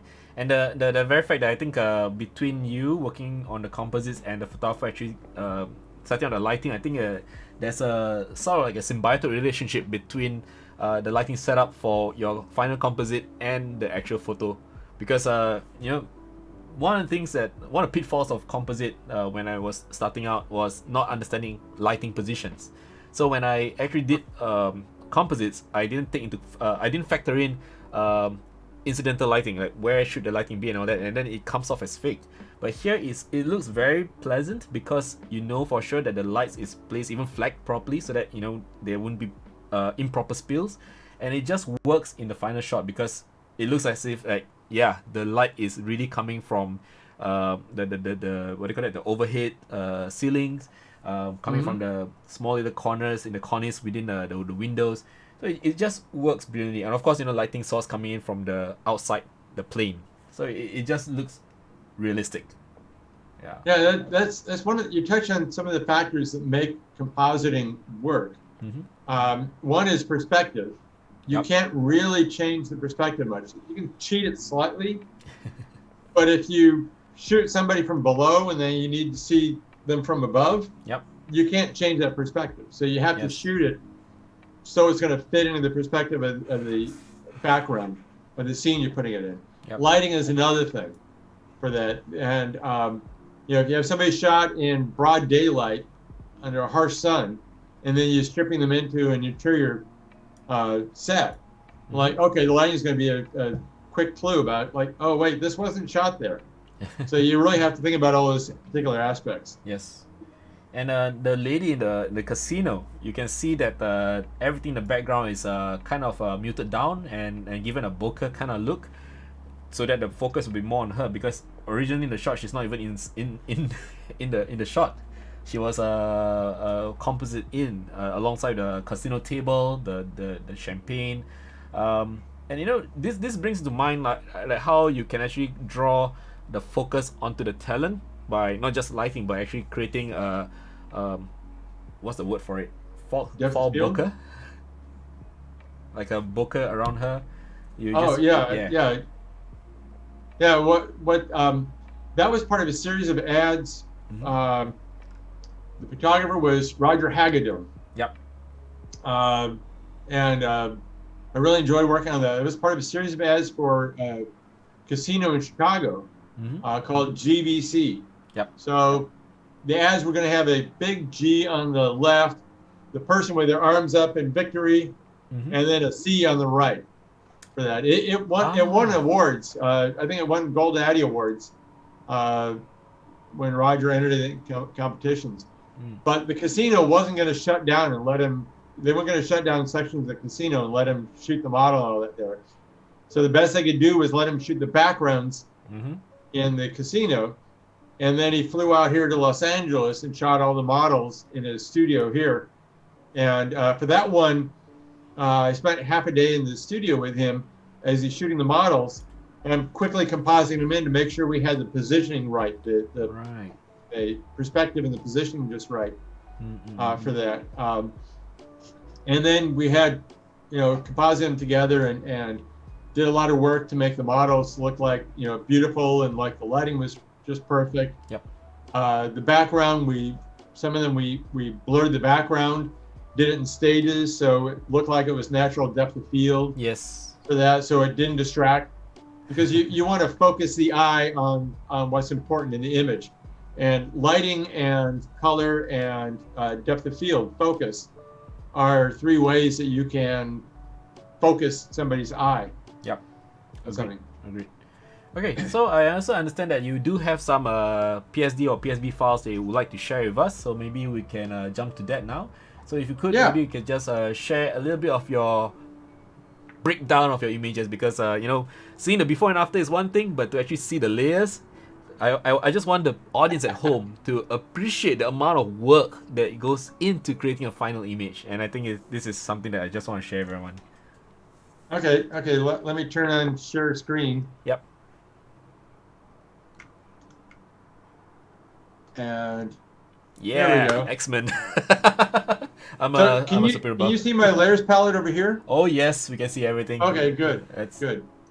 insane I'm amount. gonna drag you guys out of here. Okay, so yeah, this is X-Men. These days I get a sampling of movie poster work to work on. More of my work these days is directly with photographers working on various images, whatever. But this one was a fun thing. I also, when I work on movie poster stuff, most of the time that's work in-house at the ad agency, so I don't get the layered files, and I don't get to show the layered files very much at all. In fact, a lot of the studios are very careful about you showing even the afterwards or whatever. But for this one, this one, if we just go layer by layer, Yep. start off, this was a background that the art director had done. For movie poster stuff, the designers go round after round after round designing it, and then the studio picks the ones they want to have finished and says, these are the ones we want to send to the retoucher and have them do all the final retouching on. Yep. So then it comes to somebody like me. So I'm not doing the design work. I'm getting the layered files from the designer. Wow. And working with his layered files. So I take his rough comp and blow it up to the final size, and then start replacing things and perfecting it and solving all the problems and making it look perfect. Yep. So this is the base shot of Michael Fassbender, and he's shot against gray. So that was fairly easy to strip him out and composite him. We had some retouching stuff done on him. Yep. So you can see just some basic retouching. And then he needed to be sharpened up. So here's some high pass sharpening. Wow. And then for the top of his hair, they wanted a little more crunchy look. For the top of his hair.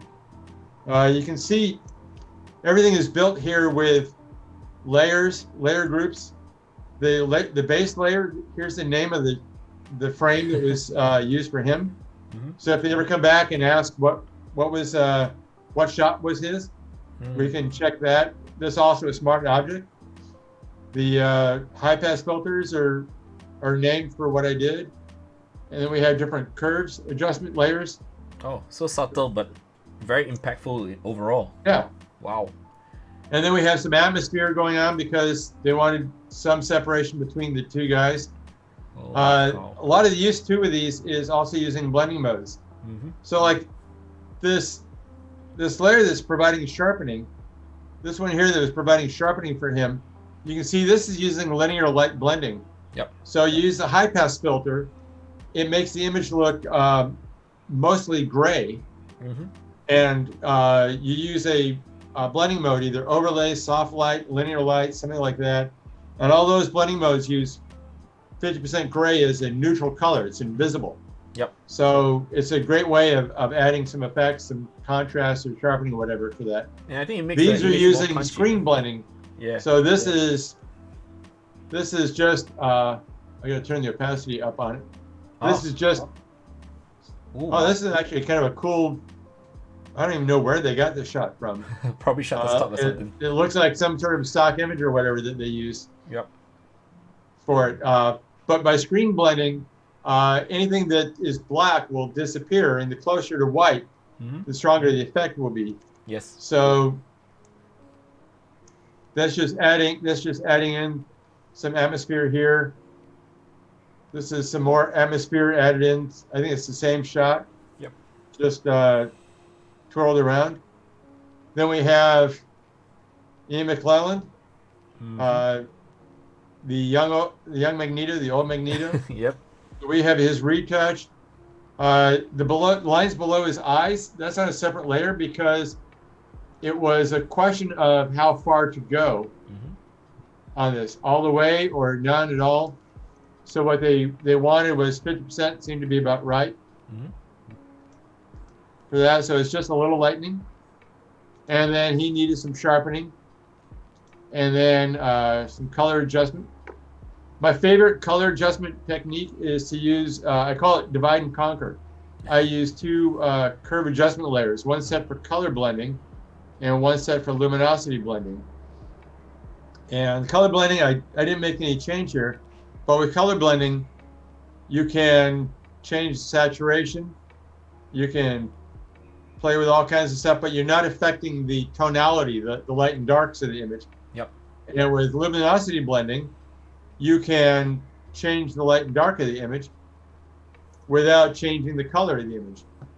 So that makes a lot of that aspect easier to work on. Yep. Then we had some more light effects, more atmosphere added in over the guys. Mm-hmm. So this one looks like it's a lot of layers, but it's actually not that complex for this sort of stuff. Just keep building up layer by layer.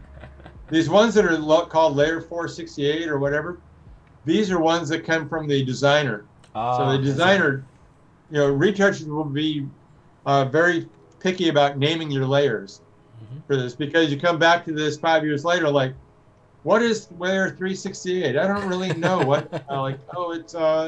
It's doing something. I don't quite know what. Yeah, very hard to see where he was. Yeah, and then these are some color effects. Mm-hmm. They added in, building this up. Oh man. And then the color adjust, some more color grading. If you do the color grading on top of your image, it's a lot easier to make adjustments and revisions underneath. Mm-hmm. And then if there's a series of images that are all supposed to look alike, you can copy the color grading layers from one to the other, and then tweak and dial them in and adjust them, but you start from the same point over and over again.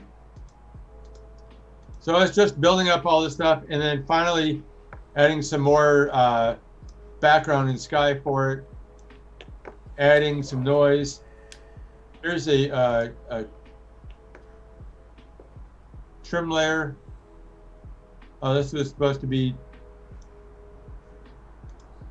Yeah. These are layers we wound up not using, but this is the title, and then this would be the little logos and things that go in the corner, and then there'd be a building block and stuff there. Yeah, so that's what goes into this movie poster one. Wow. and when you were piecing them together, like for example the flare and all that, I mean, like, were there like a storyboarding of some sort where you draw something out and try to figure out how it's supposed to look like in the end, or is just like a trial and error, or is it because the maybe the client or the agency says, okay, we want it to be like this, and they show you some examples or something like that? For the movie posters, they give you a guide, like, this is the shot we wanted the guy here, this is the shot we wanted the guy there, and the designer put built the rough comp for that. So I had a really good guide to follow. Other times with other shots, it's a bit rougher. For that. So like here's an image where this was done much more of a collaborative thing with the photographer. This was part of a series of images for a Colombian clothing company called Arturo Calle or something like that. And a company down in South America that has stores in different regions of South America. So they wanted a background set, sort of a surreal kind of looking background created for each of the different regions where they had their stores. So the photographer for this was Richard Radstone, and he went out and he shot different plates. Like he shot, like, okay, we're going to need grass and stuff. So he found meadows in the mountains. He shot them. He measured the perspective for the camera, the height of the camera, the angle of the lens and all that. And then set up in the studio, and he shot the models in the studio, shot a few props in the studio, all from the same perspective. And then we spent like 2 months working in his studio, in his office, working side by side, building the comp. So we built something like 30 of these over the course of 2 months, 10 different backgrounds, and then we had different models going in. So this one was much more of a collaborative thing. So we started off with the shot of the model for this. So here's our model. And so we start off with this shot, and like, okay, we need to build this together. So like, okay, we need more grass in the foreground. So we need the grass here. Let me turn up some of these layers here. So it's basically a composition of multiple stock imagery Oh put yes. together. Yeah. So this was, where's our birds? This was a stock photo that we found on Shutterstock, Mhm. and then we did some color adjustment to it. This was also some birds we found in a stock shot. So I composited a bunch of birds together so we had enough density of birds. Mhm. You can see we masked a bunch of the birds out. Then for the horizon, this was a stock shot that we had, and so we did that. I masked that out. For that, the grass foreground, this was grass that Richard shot in in some mountain meadows Mhm. up in there. This was the basic grass shot, and then we had to expand it out to the left or to the right, expand it out to the left. Mhm. So this was copying it and blending it in. We decided we needed a path, a Yep. walkway. So this actually was some shots I had taken. I just have a collection of textures and things. So I found these pebbled textures somewhere. So we used this for making the path, added some shading in there. The trees, all these trees were added in. So let's see. Oh, that's a lot of trees. Multiple Yeah, layers. a lot of trees. The triangle trees. These were shot in the studio, and then we composited them together. I composited a few different shots of trees together. Yep. To make these triangle trees, and then we just put 4 of them over here, and then we did some lighting effects on it. So there's a dodge and a burn layer to be with that. Same thing with the moss balls. We had, he shot these moss balls in the studio, so we, I masked out 2 or 3 of them, and then sprinkled them around and changed the size and changed the lighting on them. The park bench was shot in the studio. This tree was shot in the studio. These moss-covered trees, that region of Colombia, I think it's called Bucaramanga. Mhm. They had these kind of moss-covered trees or whatever like that. So we couldn't find any shots of those. So we found some stock shots from Louisiana, and this took a lot of masking. I think I spent all day masking Oh wow. these 2 shots of trees out because of all the hanging moss and some of that. So we had to mask those out. For that, they decided later on that they wanted these lamps put in, the street lights put in. Mhm. So we found stock shots that we couldn't find the right stock shots. So the perspective isn't quite right. We're not looking as far up at the moss covered or at the those lamps as we should be. Yep. Then the model is masked out. And come on, open up the layer group. There we go. So the model's masked out, and we had some retouching on him. Mhm. So not a lot of retouching, just a little bit of retouching, get rid of some stuff. Edging around the hair to get rid of the highlights on the hair. Toning down highlights. This is where I had to paint some hair in. Oh man. Around the edge. Hair is always a nightmare. Yeah, and that's where the Wacom Cintiq or the Wacom One comes in really handy Yes, these days. I agree. And then adjusting the color on him, darkening him down, adding tone into the highlights. This is a technique, just adding some glow. Mm-hmm. So one of the things that you can do for adding glow to portraits that keys in with the lighting is you take a copy of the blue channel, make a copy of the blue channel, and you push the black point up about 1/3 of the way. and then you load that as a selection, fill it with white. In this case, I used soft light blending, and then you mask it out so it only shows up where you want. Oh wow, that makes sense. Yeah, so this is the copy of that blue channel. Yep. So you see, it basically just picks up the highlights Yep. on his face. So you're just putting a little more light where the highlights were on that. It's So sort of like a more precise that's actually way to a do pretty dodging. useful thing. I use it a lot with Yep. people. Then we had to add in some shadows. Mhm. And here's the bicycle. And the bicycle needed a lot of work because the bicycle was, so I had to mask out the bicycle. I had to change the color of the bicycle. So the bicycle took a lot of work. Oh yeah. For that. But yeah, this one was a lot of fun, assembling and building. And this one was one where Richard and I were working together and like, okay, we have the model. We need to add a lot more background around him because it needs more room for this. It has to have these different kinds of crops and things in there. So we had to build in the different crops for it so it could be cropped vertically and horizontally. And they're like, okay, what are we going to fill in? Like, okay, well, let's put some trees on the right.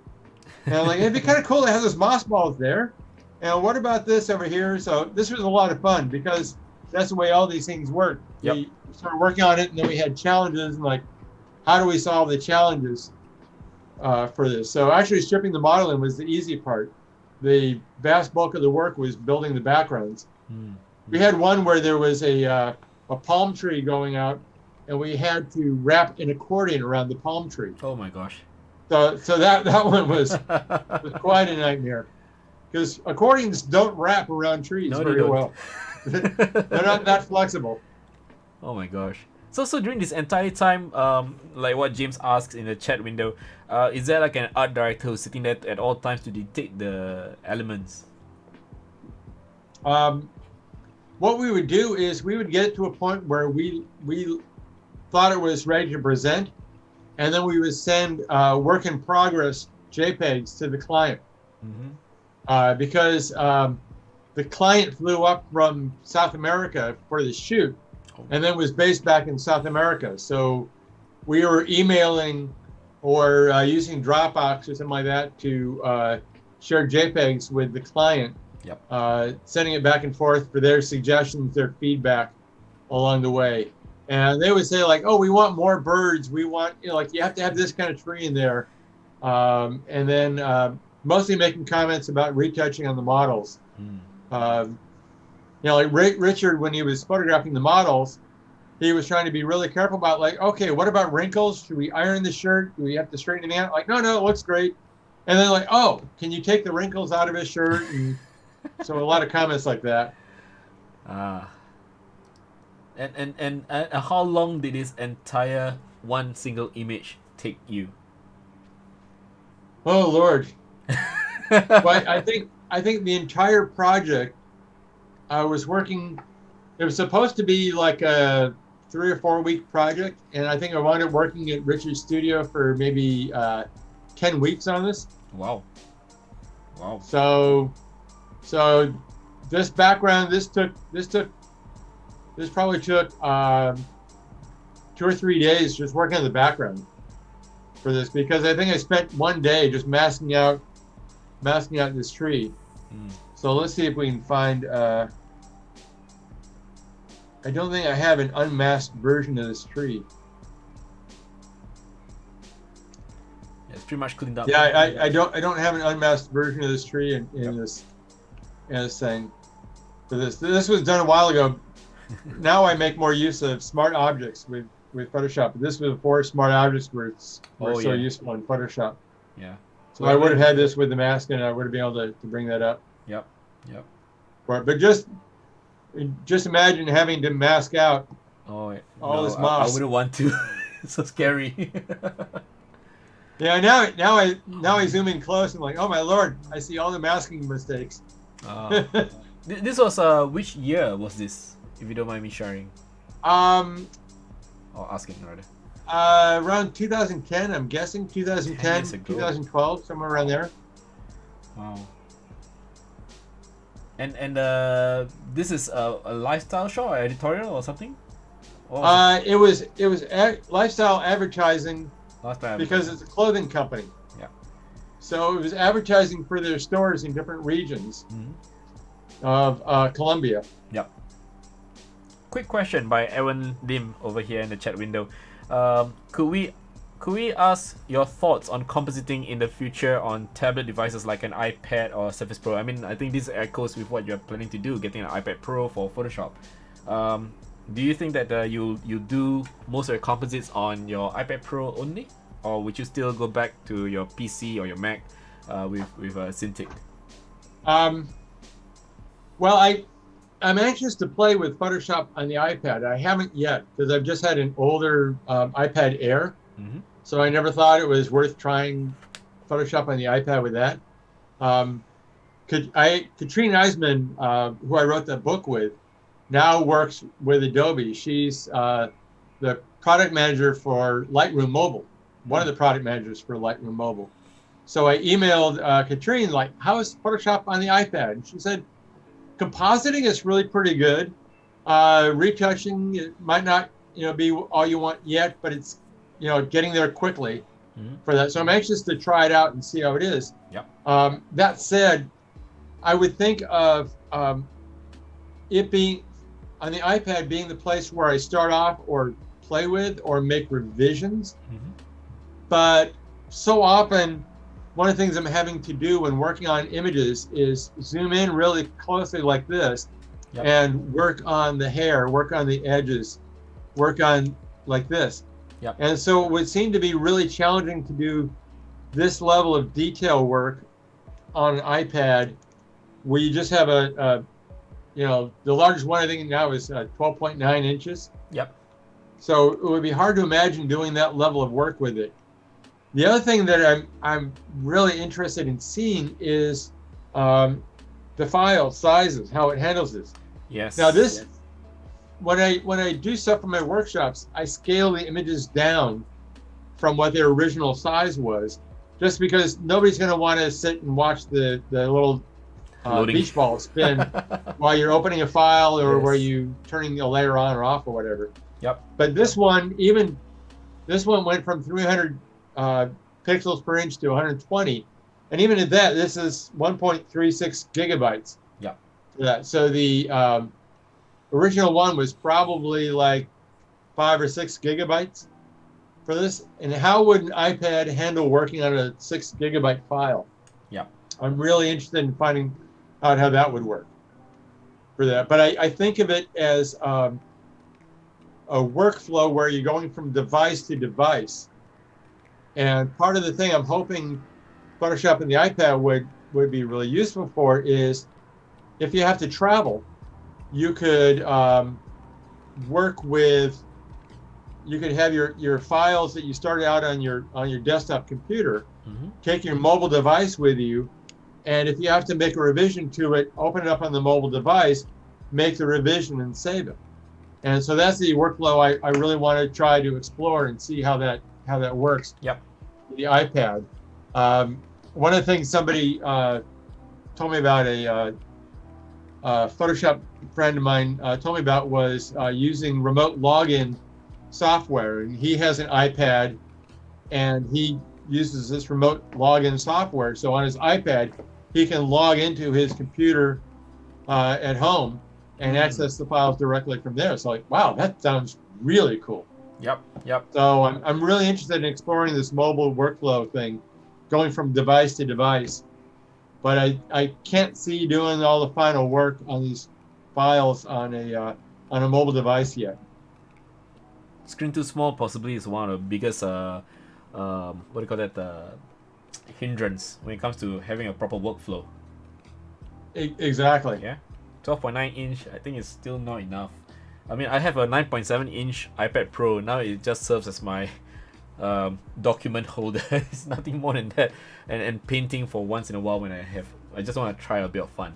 Okay. Yeah, I love my smaller iPad. It's perfect for reading. Yes. It's or perfect for reading. surfing the internet while you're watching TV, or watching Netflix when you're in bed. Yes. Yes. It's perfect for that.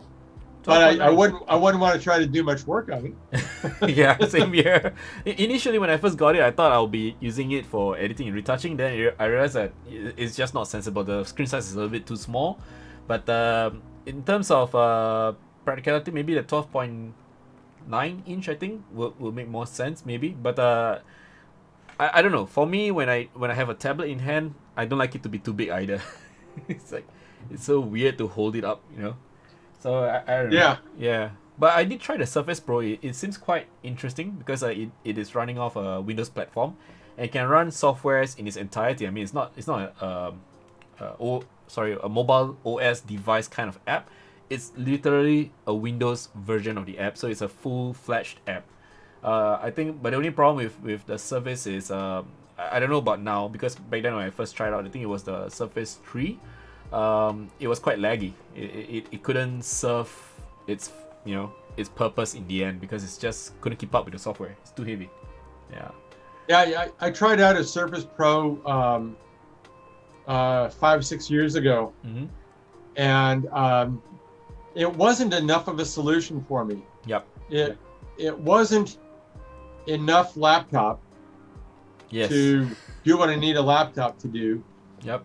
and it was more tablet than I needed at the time. Mm. And it also, one of the things I love about working within the Apple universe is that everything talks to everything else seamlessly. Yes. That I gotta agree. It's like, I love that I update my calendar on my desktop, and my phone and my iPad and my laptop all reflect it. Yes. Or I Yes. add a contact on my phone, and it shows up everywhere else. Yep. Yep. And with the Surface Pro, since it was a Windows device trying to talk to Mac, it was work every time to sync that data. Yep. Yep. You know, and it just became, enough of a pain. So I wound up selling it and upgrading my laptop and buying the iPad I have now. Yep. Awesome. I mean that was my initial worry also, to actually sync with my iPhone device, my iPad. That's why I let go of my Windows laptop. But I still use a Windows PC because games. Okay, so we got one more. And a friend of mine, some friends love working on Windows machines, and I'm sure they can be fine. The fear I have about Windows machines is the stories I hear about, like, I upgraded Windows 10 and now the Wacom driver doesn't work, and I'm having to spend 3 days getting that. And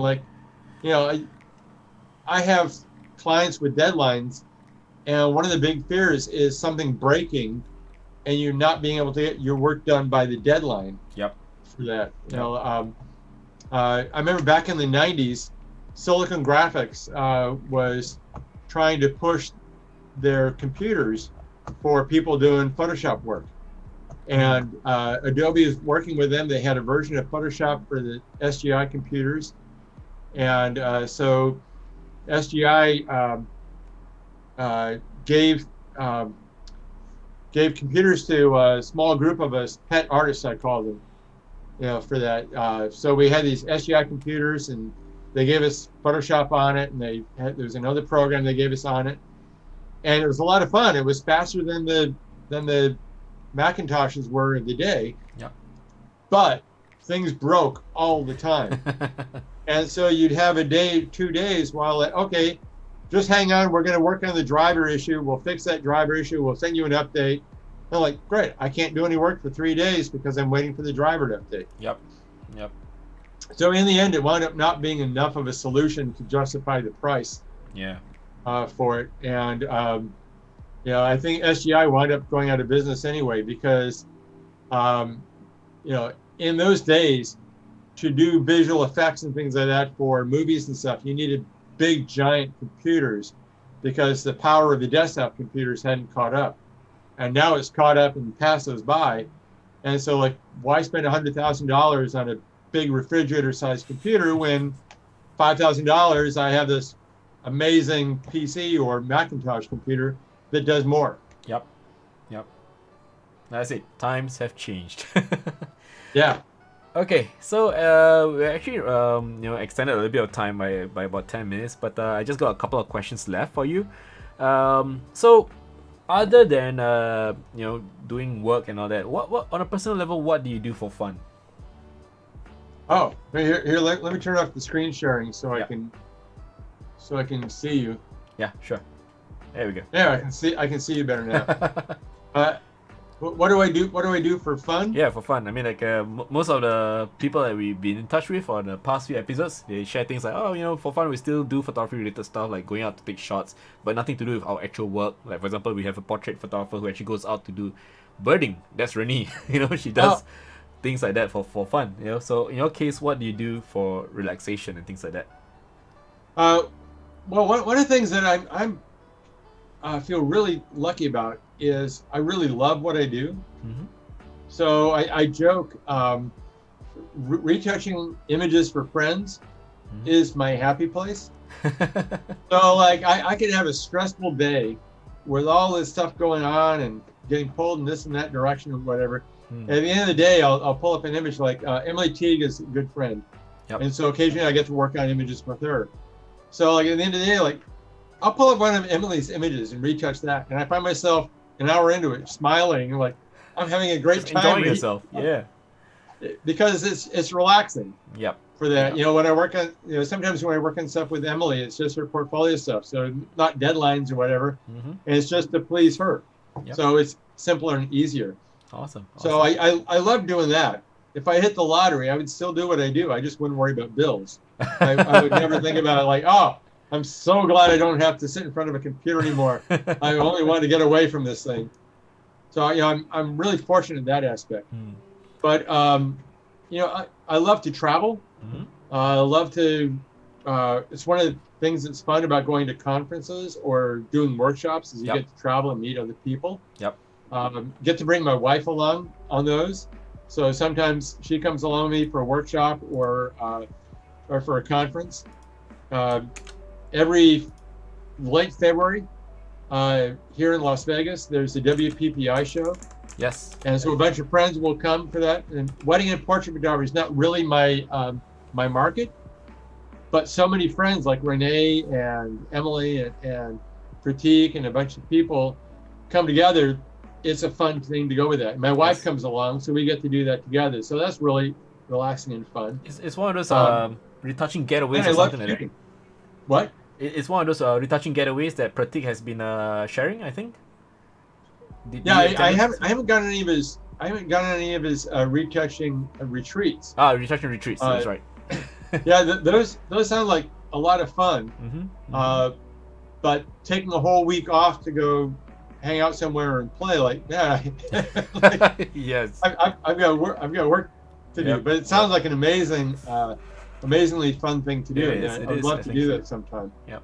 The other stuff I do is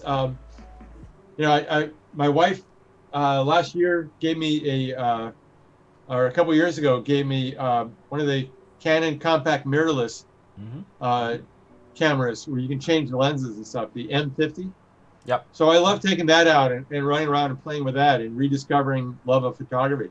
I came from a background in photography, and initially one of the barriers for me was I couldn't quiet the inner critic.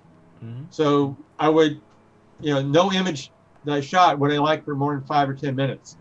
And then I would only see the flaws of it. And retouching allows me to fix all the flaws and not be stressed about it. So now when I shoot, I just shoot for fun. Yep. Now, I'm not trying to please anybody else. I'm not trying to win a contest or whatever. So that's really relaxing. I get to enjoy that. Yep. And then another thing I used to do, I haven't done it for a few years, but I used to study Kung Fu. And that was a lot of fun. Sorry, do you say Kung Fu for real? Yeah, I studied Kung Fu for about 20 years. Amazing. Wow. Yeah, wow. It was a family style, Lee family style. So not many people know that style, whatever. Yep. But it was a great workout and a lot of fun. Yeah. For that. Wow. So a great way to stay in shape and do that for it. So that was another way of relaxing. It was a lot of fun. Yeah. I think it's good to kick and bash your way out also of stress, I guess. I remember my days when I was doing taekwondo as well. It's a stress reliever. Yeah. Yeah. Well, one of the best lessons in studying the martial arts was teaching you to stay relaxed under pressure. Yeah. And I remember when I was training for my black belt, when we did sparring, we wouldn't do full contact sparring. Everything had to emphasis about being under control. Yep. But when I was getting ready for my black belt test, the senior student who was the first black belt in the school, he had a way of easily pushing you out of your comfort zone. Mm-hmm. And slowly the lesson would become the only way I had a chance of keeping up with this guy was to stay as relaxed as possible. And that was the best lesson. That's the whole key to having fast reflexes and grace under pressure. Yep. Is being able to relax under pressure. And I'm a big fan of baseball. And I remember many years ago, the Dodgers had a star pitcher, Eric Gagne. Mm-hmm. He would come in the ninth inning to close the game out. And he was, for a while, he was the best that had ever been at that job. And in one of the interviews, they're asking him, what are you thinking about? You're walking in from the bullpen in the ninth inning. There's a man on base. Your team has a 1-1 lead. Everything's on the line here. What are you thinking as So you're walking in? much Like, I'm relaxing my face. Like, what? So yeah, I'm relaxing my face. Because if the muscles in my face are relaxed, the rest of my body's relaxed, and I can do my job. Wow. And it's that same insight. Makes sense. So when I was working on that project with Richard Radstone, the one we were looking at with the guy with the bicycle and all, Mm-hmm. One of the things he commented at the end of the job was, he said, no matter what stress the client put us under, and no matter what deadlines and stuff we had, you were always calm and collected and relaxed with us. Like, how do you do that? Like, well, it's that Kung Fu training, because it's the only way I can be my best. Yes. True. You know, the tension in your body is like driving with the brakes on. So the more tension you have, the harder it is to do your work. That's So true. that was the best lesson from Kung Fu. That's true. And amazing that somehow a contact sport can actually have a very viable what do you call that, practice that helps in relaxation. That's really amazing. I never anticipate getting into a fight with anybody. I never want to do that. Yeah, a lot of people associate it with violence. It wasn't about self-defense. It wasn't about learning how to kick ass. It's about relaxing. It was just a fun way to work out, but it had this valuable lesson. Yep. And which photographer do you hope to work with someday? Oh, which photographer do I wish to work with someday? Mm-hmm. Well, getting to work with Kate Turning was one that I was really happy about. Mm-hmm. There's a couple of photographers here in LA, a team of photographers called Kramer Johnson. Yep. Neil Kramer and Corey Johnson. And I know Neil fairly well, and I absolutely love the images they do. And their main retoucher is a friend of mine in Ohio, Jeff Whitlock. And Jeff does amazing color grading, whatever. Yep. So the fact that he's a friend of mine makes it hard to be jealous. But that's somebody I'd really love to work with. Awesome. For that. There are a lot of people I would just so love to work with. And unfortunately, a lot of my friends are the ones working with them, so I don't want to steal their work. But dang, they do beautiful work. I just love working on that. Oh, maybe you can just do a collaboration someday or something like that. I don't know. Yeah. Okay, so just out of curiosity, if there's anyone who's actually watching right now and they want to reach out to you and contact you, maybe for work or things like that, how can they reach you? Through your website? Yeah, they have a contact section. Yeah, through my website. They can send me an email, dennis@dunbardigital.com. Okay, let me just key that in for those folks at home. Yeah, and there's a link on the website about sending me an email as well. Yes. Okay, so this is the link, and I'm just gonna copy. Oh, it says not acceptable. That's strange. Your server is being very, very cautious right now. I think you know what? I'll just. Oh. Yeah, I think it's acting strangely. It's okay. I'll just put a link here. Maybe it's because my firewall is acting weirdly or something. I don't know. Yeah. Real Avenue asks if you would work with Clay Enos. With who? Clay Enos. I'm sorry, I'm not sure who that is actually, to be honest. Yeah, I'm not sure who that is, but it's really more. I just love working on cool images with cool creatives. Yep. So, I just love working with a variety of people and all this stuff. I'm really open to if you got something interesting, to work on and you're a cool person. It's like, Yeah, sure, why not? it's like having fun with images. Yes. Okay. Yeah, people can also get in touch with me through Facebook or Instagram Mm-hmm. Ah, for that as Instagram. well. Okay, can I have Although your... Instagram messages are a little funky because sometimes it takes a few days to see a message through Instagram. I think it's a Facebook-wide problem. Anything that's linked to Facebook right now is acting very wonky. I'm not receiving notifications on my Instagram either. It's just that suddenly a few days later I'm like, whoa, flooded. What happened there? No idea why. I think it's just Facebook being Facebook at the moment. And it's just... I have to get better about posting regularly to Instagram. Oh, you and I. I go through fits and spurts. I'll have a week where I'm really good, and then I'll have 3 weeks where I forget about it. Oh, okay. So the folks on the chat window say that Clay Enos typically works with Zack Snyder for Justice League DC characters, but I think you work closely with Marvel as well, right? I think. Oh. Mm. Ah. Yeah. So this is let me just do a quick search. Clay Enos. He's a photographer. Yep. Based in New York, I think. Yeah. Ah. Yeah, so I'm not a DC fan. I'm so sorry. I'm more of a Marvel guy. I'm sorry guys, but Team Stark all the way. Sorry. And the Mutants, X-Men. I just love a good story. Same. It's just that, DC, like, I'm just quoting Deadpool here. DC is so depressing. Well, yeah, my favorite characters do seem to be the Marvel. Mm. I remember when I was in college, like Spider-Man was my guy. Oh, yeah. Spider-Man is still one of my favorite characters. Yeah, awesome. And I just heard that Tom Holland might be striking a 3-movie deal soon with regards to the Spider-Man franchise. So let's see how that one goes. I'm not sure how many times they're gonna kill off Uncle Ben, but I hope no more. But I think they're pushing Tom Holland.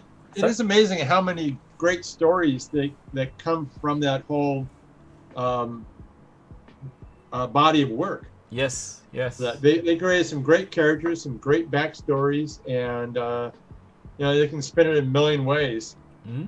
And it's just amazing, and I feel really glad that we get that. Yep. Some people don't get into that kind of movie, but some people like soap opera, some people like action, some people like graphic novels turned into movies. Yep. For me, I'm just glad I live in this era because I'm able to capture the essence of the entire Marvel Infinity War comics line transferred over into the big screen in terms of the MCU timeline. I was like, worth it. So it's worth it. Oh yeah. Yeah. Okay. So Dennis, any advice to the audience before we close the episode to those aspiring to become professionals like yourself in retouching artists or even photographers in general? I would say the biggest skill you need to learn is training your eye to recognize good art and good retouching. Yep. So my friend Jeff Whitlock, who I said does this amazing color grading, he spent hundreds and thousands of hours studying the old master painters. And he was trained as a classical painter for that, and so that informs his color grading decisions. Yep. So study art, study the old classical painters, study photography, look at it and see, why you think it works, why you think it doesn't work, what you might change. Train your eye, and then seek out really good feedback. Yep. One of the things I enjoy doing is helping people learn. So sometimes people send me their layered files, and I'll make notes on their layered files and send them back for that. Sometimes I do one-on-one sessions with people, giving them feedback and pointers and stuff. Finding people like that can give you good information. There's a lot of information on the internet, but also a lot of bad information on the internet. That's true. So learning how to filter that out is really tough and really challenging, but you've got to seek that out because you want the people who are doing the high-end work giving you the advice and the feedback, as opposed to the people who just picked up a camera 5 minutes ago. Yep. Sound advice, very fantastic. And what time is it there now in LA? Almost 7:30. 7:30 a.m. Wow. Okay. Yeah, almost 7:30 a.m. So what's the rest of the day gonna be like for you? I think I might try to catch up on a little sleep. Yeah, you should. And then I've got a list of some retouching to do. Remembering update the Instagram stuff. Yep. Very important. Adding some links in my website because I'm realizing like, oh, I write articles for F-stoppers and Pro EDU and all this stuff. Like, oh, I need to add those links. Yes, you should. You should. I'll definitely hit them up because just reading some of your blog posts was very enriching for my mind. It really opens up my mind to the world of retouching proper. And I just want to thank you so much for sparing a couple of hours to join us. Even though it's crazy late in your ear, now it's crazy early, 5 a.m. to 7 a.m. Thank you so much for joining us, Dennis. I really hope for, all the best for you. Do take care and stay safe in LA. And Thank you very much. Yeah, and hopefully someday we can get to meet. That would be fantastic. Yeah, awesome. That would be fantastic. Okay, thank you so much, Dennis, and to all those tuning in. This is Dennis Dunbar, all the way from LA. I just posted his links on the chat window. So if you want to check out his work, you can just hit the links in the chat window as well. So Dennis, I'll just put you on mute and I'll put you aside for a while. I'll have a quick chat with you after I do the closing of the show. All right? Okay. Sounds good. Thank you. All right, stand by. Muting you in 3, 2, 1. All right, folks. Right now, it's just you and me. Okay. So, oh wait, where did the website go? This is a problem when you have Windows running cycle mode. Alright, so anyway, for those who are still tuning in, thank you so much for keeping up with us until it's quite late. So for those of you guys who are curious about Dennis's work, again, I'm gonna put the link here in the chat window so you can have a look. Alright, he does have a blog and he also has some very interesting videos and articles you can check out as well. This is just amazing. I mean, his portfolio is very extensive. I mean, like, check out his works. Okay, let me just show you. Oh wait, I think there's something on my router today. It's not showing up. Let me just refresh. Maybe it's working. Or maybe it's because I just installed a new app blocker. I don't know. Let me just disable this guy. How do I? No, I can't. Oh, it's what? Let me just click on that. Never mind. Let me just click on something else. Let's see if it works. Your website crashed? Maybe. But yeah, it oh well. This is weird. Somehow your website is just not loading, Dennis. But it's okay. Is it loading now? Oh, there we go. Yeah, so check out his works here. It's really fantastic. I think there's a lot of heavy traffic going to his website right now. He does have a lot of posters. So I just want to show you guys something here. If, let's say, for example, you look through any of these posters and you find them very familiar, you might have seen his works out there in the streets. All right, and it's amazing. It's just amazing to see and finally speak to someone who actually is the face behind this final artwork. Yeah, it's just amazing. Okay, so anyway, up next on the Amazing Live show, we're gonna have Richard Turbo all the way from Netherlands joining us this Saturday at 5 p.m. 18th of July. So do check out the stream for that as well. He's gonna run through some of his retouching works as well. He's a photographer and retouching artist, hailing all the way from Netherlands, so he'll be joining us. He's got some really fantastic works. I would love you guys to come on board and join us for that particular evening for this episode. And of course, as always, it's always great to be supported by all these wonderful brands: Bronco Singapore, Carousel, Capture One Pro, AZO, Omnidesk, Razer, Sigma, Sony, Typhoon Systems, and Wacom, of course. Alright, and of course, I just want to do a little shout out to our friends at the PPAS. So this is the Professional Photographers Association of Singapore. Do check out what they have in store for you guys. Right now, because of COVID-19, we do have a resource page that is dedicated to any form of updates with regards to making sure that you have a very safe shoot during this crazy period. All right, so they do have things like the most recent one, advice and guides on how to run photography production in Singapore, while adhering to the safety protocols that they are set. They do have safety guidelines as well, and I think one of the most important things that they do have, I think, what do you call it? Let me see. I saw it somewhere. There we go. Health declaration form template. So if you guys want, you can actually download this. So when you do your own photo shoots, you can actually pass this on to those who are in contact with you during the shoot to make sure that there's some form of contact tracing and a declaration to state that they are, healthy. Okay, so this is very, very useful. I'm gonna put the link for the pps.sg, the link to the PPS website in the chat window as well. All right, and that's pretty much it for this episode of the Amazing Live Show. So thank you again once again to everyone who's still watching and tuning in right now.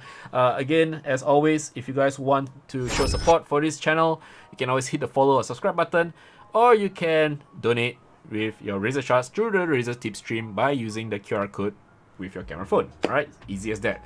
All right, so that's it for today for real. I'll see you guys on Saturday. Thank you so much, guys, for tuning in. See you, stay safe, take care, bye bye. Come with me, and you'll be in a world of pure imagination. Take a look, and you'll see into your imagination. We'll begin with a spin, traveling in the world of my creation. What we'll see will defy explanation.